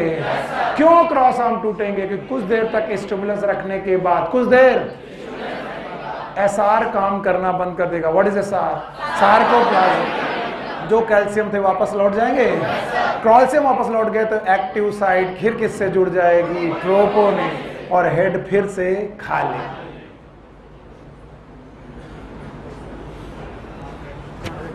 Contraction, relaxation. ये कौन है? मायोसिन। ये कौन है? एक फिलामेंट दूसरे फिलामेंट पे क्या करा? स्लाइड। और इसका नाम है स्लाइडिंग फिलामेंट थ्योरी। कौन अपनी जगह से हिला भी नहीं? कौन हिला?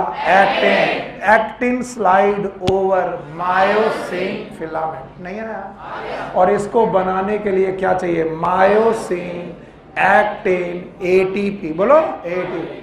बताओ बॉन्ड बनाने के लिए एडीपी और इनऑर्गेनिक फॉस्फेट। बॉन्ड तोड़ने के लिए एडीपी, एटीपी। और इसको मैं पढ़ना चाहूंगा बुक, मेरी बुक उठा दो और फिर जाओ बैठो।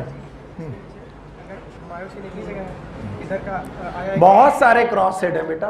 नहीं हाँ। एक इधर का एक्टिन आया, हाँ। एक इधर का एक्टिन आया, हाँ। ये एक्टिन अब दूसरा मायोसिन की लाइन दूसरे को नहीं कांटेक्ट कर रही होगी तो बेटा पूरा को कॉन्टिन्यूअस साइमल्टेनियस कॉन्टेक्शन होगा। 10 लोगों को खड़ा करो, 10 मायोसिन, एक मुझे खड़ा करो, एक और खड़ा करो, एक और खड़ा करो, सब अपने अपने अगल बगल वाले को खींचे तो मैं नहीं हिलूंगा, पर एक्टिन किस में घुसती जाएंगी? मायोसिन। सी, ये नहीं चलेगा। अच्छा, स्लाइडिंग फिलामेंट थ्योरी पढ़ने के बाद मैं छोड़ता हूं, जल्दी पढ़ो। Mechanism of muscle contraction. Mechanism of muscle contraction best explained by sliding filament theory, which states that contraction of muscle fiber takes place by sliding of thin filament over thick filament. कौन किसके ऊपर? Thin किसके ऊपर? Thick. Thin कौन था? और thick कौन था? Myosin. आगे. Muscle contraction is initiated by a signal sent by central nervous system. What is central nervous system? Brain. Via motor neuron. Motor neuron along with the muscle fiber connect to constitute a motor unit. क्या बनाती है? Motor. The junction between a motor neuron and sarcolemma of the muscle fiber is called as neuromuscular junction or motor end plate.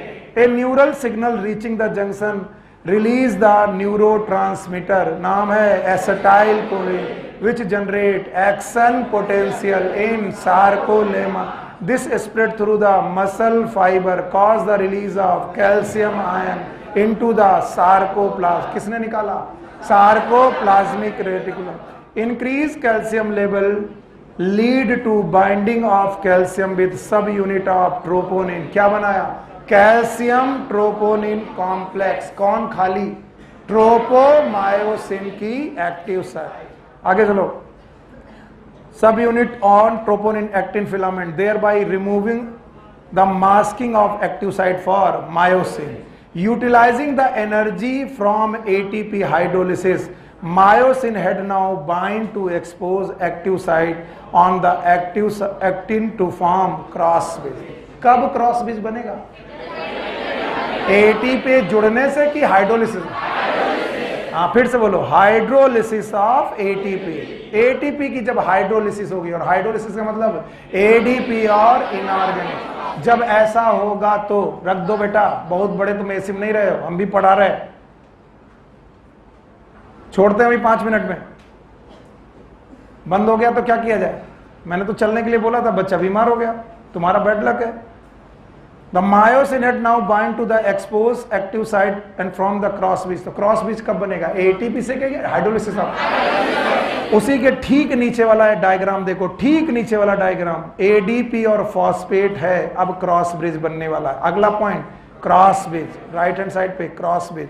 और cross bridge जब बन चुका है तो उसे तोड़ने के लिए एडीपी और इनऑर्गेनिक फॉस्फेट को निकालना पड़ेगा। तो तीसरे डायग्राम में एडीपी और इनऑर्गेनिक फॉस्फेट निकल गया और क्रॉस ब्रिज तोड़ा किसने? एटीपी। तो कौन तोड़ेगा और कौन बनाएगा? एटीपी की हाइड्रोलिसिस। आगे की लाइन पढ़ रहा हूं। This pulls the attach actin filament towards A band. What is A band? Light की डार्क।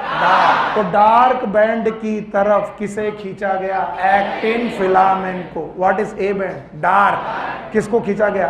Actin filament. आगे the Z line attached to these actin are also pulled inward thereby causing the shortening of sarcomere. दोनों तरफ की Z line पास आने लगी, क्या हो गया? सार्कोमियर। इस बच्चे की सबसे बड़ी समस्या है कि ये वाली दोनों Z line तो पास आ गई, लेकिन आगे वाला मायोसिन तो अपनी तरफ खींच रहा होगा। यस, तो ये फाइबर एक दूसरे के रेस्पेक्ट में पीछे आएंगे। मैं मायोसिन, दूसरा मायोसिन, तीसरा मायोसिन, और सारे मायोसिन अपनी अपनी एक्टिन को खींच रहे हैं। तो सारी एक्टिन अपने एक नेट वेक्टर की वजह से, किसके? अपने अपने जेड, अपने अपने ए बैंड की तरफ एंट्री कर रही हैं। याद रहेगा? यस। आगे चलो। नहीं आया? आ गया? Okay. This causes shortening of sarcomere eyes contraction. It is clear from the above step during the shortening of the muscle contraction the eye band get reduced. कौन सा बैंड रिड्यूस हो गया? I band. वाई? क्योंकि I band बनता था actin से, और actin कहां घुस गए? मायोसिन। और मायोसिन के अंदर घुस गए तो ओवरलैप हो गए। क्या हो गए? ओवरलैप। प्रतीक्षा तुम्हारी बुद्धि गई। तो ओवरलैप हो गए। अगर ओवरलैप हो गए तो अब ये आई बैंड नहीं है, ये क्या है? A band. जब तक वो ओवरलैप नहीं थे तब तक क्या थे? I band. तो बताओ आई बैंड किस में घुस गया? A band. और सार्कोमियर छोटी हो गई। आगे सुनो, the myosin release the ADP and inorganic phosphate goes back to its relax state. Relax state में जाने के लिए आपको क्या करना पड़ेगा? एडीपी और इनऑर्गेनिक एंड न्यू एटीपी, इसको अंडरलाइन करना।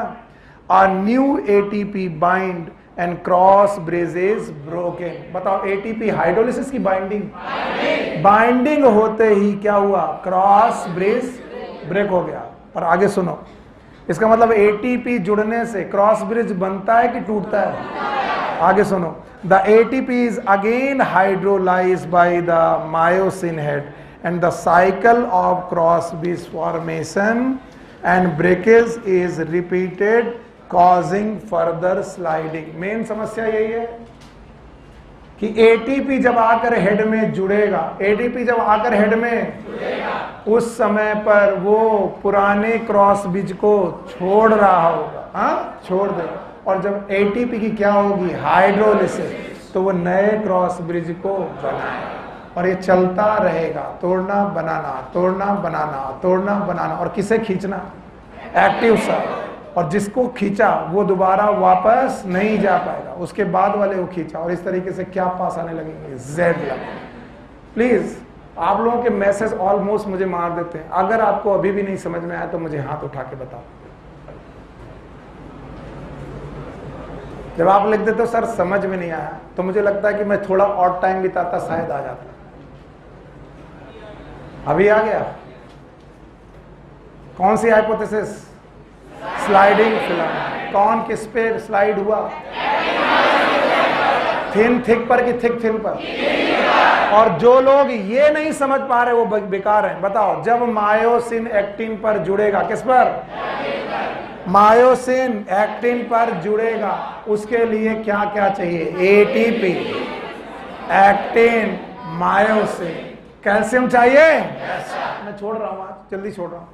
बताओ कहां से मैसेज आया? एक्सॉन। एक्सॉन टर्मिनल पर आया। एक्सॉन टर्मिनल पर आते ही क्या निकला? Acetyl choline. मसल में गया, सार्कोलेमा पे गया। सार्कोलेमा ये मैसेज किसको ले गई? Sarcoplasmic reticulum. क्या निकले? कैल्शियम। कैल्शियम आए, ट्रोपोनिन के पास गए, क्या बनाया? Troponin calcium complex. Active site खाली हो गई, मायोसिन आया, उसने कहा मुझे एटीपी चाहिए। एटीपी आया, उससे कुछ नहीं होगा। एटीपी की क्या हुई? हाइड्रोलिसिस। फिर बोलो, हाइड्रोलिसिस होते ही क्या बन गया? Cross bridge. फिर बोलो, क्रॉस ब्रिज बेटा कॉन्ट्रैक्ट हुआ। कॉन्ट्रैक्ट होते ही बेटा याद रखना एडीपी और इनऑर्गेनिक फॉस्फेट है। अब इसे करना है रिलैक्स। क्या करना है? रिलैक्स। क्या छोड़ना पड़ेगा? एडीपी और इनऑर्गेनिक। ये रिलैक्स होने लगा और रिलैक्स होते समय इसको चाहिए क्रॉस ब्रिज तोड़ना। क्रॉस ब्रिज तोड़ना, और ऐसे टूटने वाला तो पुराना एडीपी निकल गया, नया एटीपी आया। जैसे नया एटीपी आया क्रॉस ब्रिज टूट गया। एटीपी होने से कुछ नहीं होगा। फिर से इसकी हाइड्रोलिसिस होगी, नई एक्टिव साइट को पकड़ेगा, खींचेगा, पकड़ेगा, खींचेगा और खींचते खींचते पूरी जेड लाइन को पास ले आएगा। अभी भी नहीं आया? कौन किस पे स्लाइड किया? एक्टिन किस पर? मायोसिन। बोलते हैं इस पूरे फाइबर को कॉन्ट्रैक्ट करने के लिए एटीपी चाहिए। क्या चाहिए? एटीपी। और आपको एटीपी के लिए ऑक्सीजन चाहिए। क्या चाहिए? ऑक्सीजन। क्योंकि ऑक्सीजन से की प्रेजेंस में क्या होगा? रेस्पायरेशन। फिर से बोलो, तो जितनी ज्यादा उतना ज्यादा एक्टोमायोसिन कॉम्प्लेक्स। लेकिन इस ऑक्सीजन को पकड़ने के लिए एक पिगमेंट चाहिए। और बताओ ब्लड में चाहिए कि मसल में? फिर बोलो, ऑक्सीजन को ब्लड में पकड़ना होता, ऑक्सीजन को तो वो होता है हीमोग्लोबिन। यादव जी सीधे ध्यान दो। ऐसी कौन सी नाटक कर दिया हमने जो तुमको हंसी आ रही? इधर देखो, अगर ऑक्सीजन को ब्लड में पकड़ना होता, कहां पर, ब्लड में, तो कौन होता, लेकिन बेटा ऑक्सीजन को मसल में पकड़ना है, कहां पर, मसल में। तो याद रखना ऑक्सीजन को मसल में पकड़ने वाला भी एक पिगमेंट होता है, नाम है मायोग्लोबिन। फिर से बोलो, वहां पर क्या था, हीमो मतलब ब्लड और मायो मतलब मसल, बोलो। तो जिन मसल फाइबर में मायोग्लोबिन ज्यादा, मायोग्लोबिन उनमें ऑक्सीजन कम की ज्यादा, ज्यादा, और इसी वजह से वो फाइबर रेड दिखेंगे। क्या दिखेंगे, रेड। तो जिनमें मायोग्लोबिन ज्यादा उन फाइबर को बोलेंगे रेड फाइबर। बोलो, फिर से बोलो, रेड फाइबर।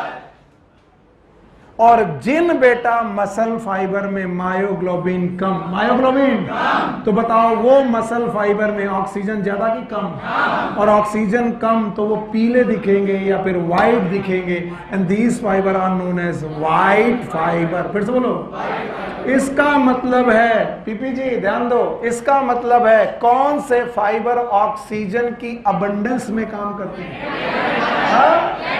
और कौन है जो ऑक्सीजन की कमी में, हाँ, व्हाइट फाइबर। और जब व्हाइट फाइबर काम करेंगे, कौन से फाइबर, तो बताओ एरोबिक रेस्पिरेशन की एनारोबिक, एनारोबिक, हाँ, और एनारोबिक रेस्पिरेशन होगा तो बनेगा लैक्टिक एसिड। फिर से बोलो, और लैक्टिक एसिड अगर जमा होने लगा तो मसल में होगा पेन, और इसी पेन को बोलते हैं थकान। बोलो क्या, थकान। तो बताओ ज्यादा कौन थकते हैं, व्हाइट फाइबर, और कौन नहीं थकते हैं, रेड फाइबर। तो जो मैराथन दौड़ते हैं, कौन, उन्हें थकना नहीं है, तो उन्हें क्या चाहिए, रेड फाइबर। तो आप जितना ज्यादा दौड़ोगे बॉडी में कौन से फाइबर बढ़ेंगे, रेड फाइबर।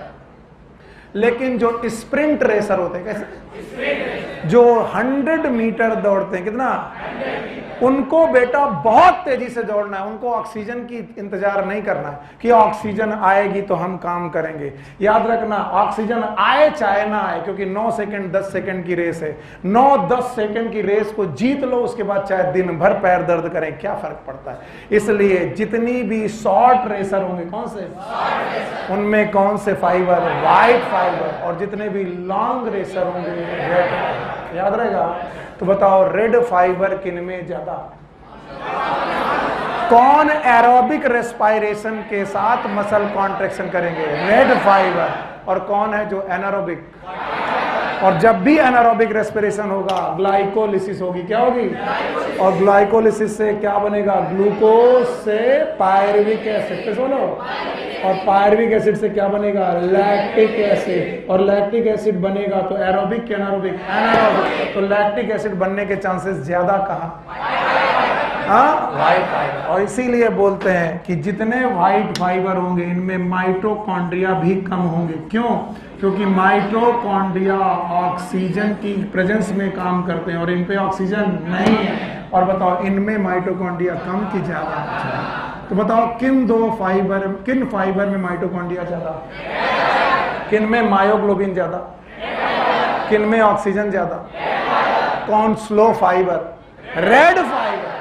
मैराथन कैसे दौड़ता है, फास्ट कि स्लो, स्लो। कौन स्लो फाइबर, कौन फास्ट फाइबर, किन में लैक्टिक एसिड, किन में माइटोकॉन्ड्रिया कम, कौन स्प्रिंट रेसर, कौन मैराथन रेसर। तो कोई लंबी दूरी का धावक है उसमें क्या होगा, रेड फाइबर। क्रिकेट खिलाड़ियों में रेड फाइबर, पूरे दिन भर यार दौड़ना है रन लेने के लिए, बताओ कौन सा फाइबर, रेड फाइबर। लेकिन उसेन बोल्ट में व्हाइट, क्योंकि उसको कौन सी रेस दौड़नी नया, और इसके लिए आपको ट्रेनिंग करनी पड़ती है।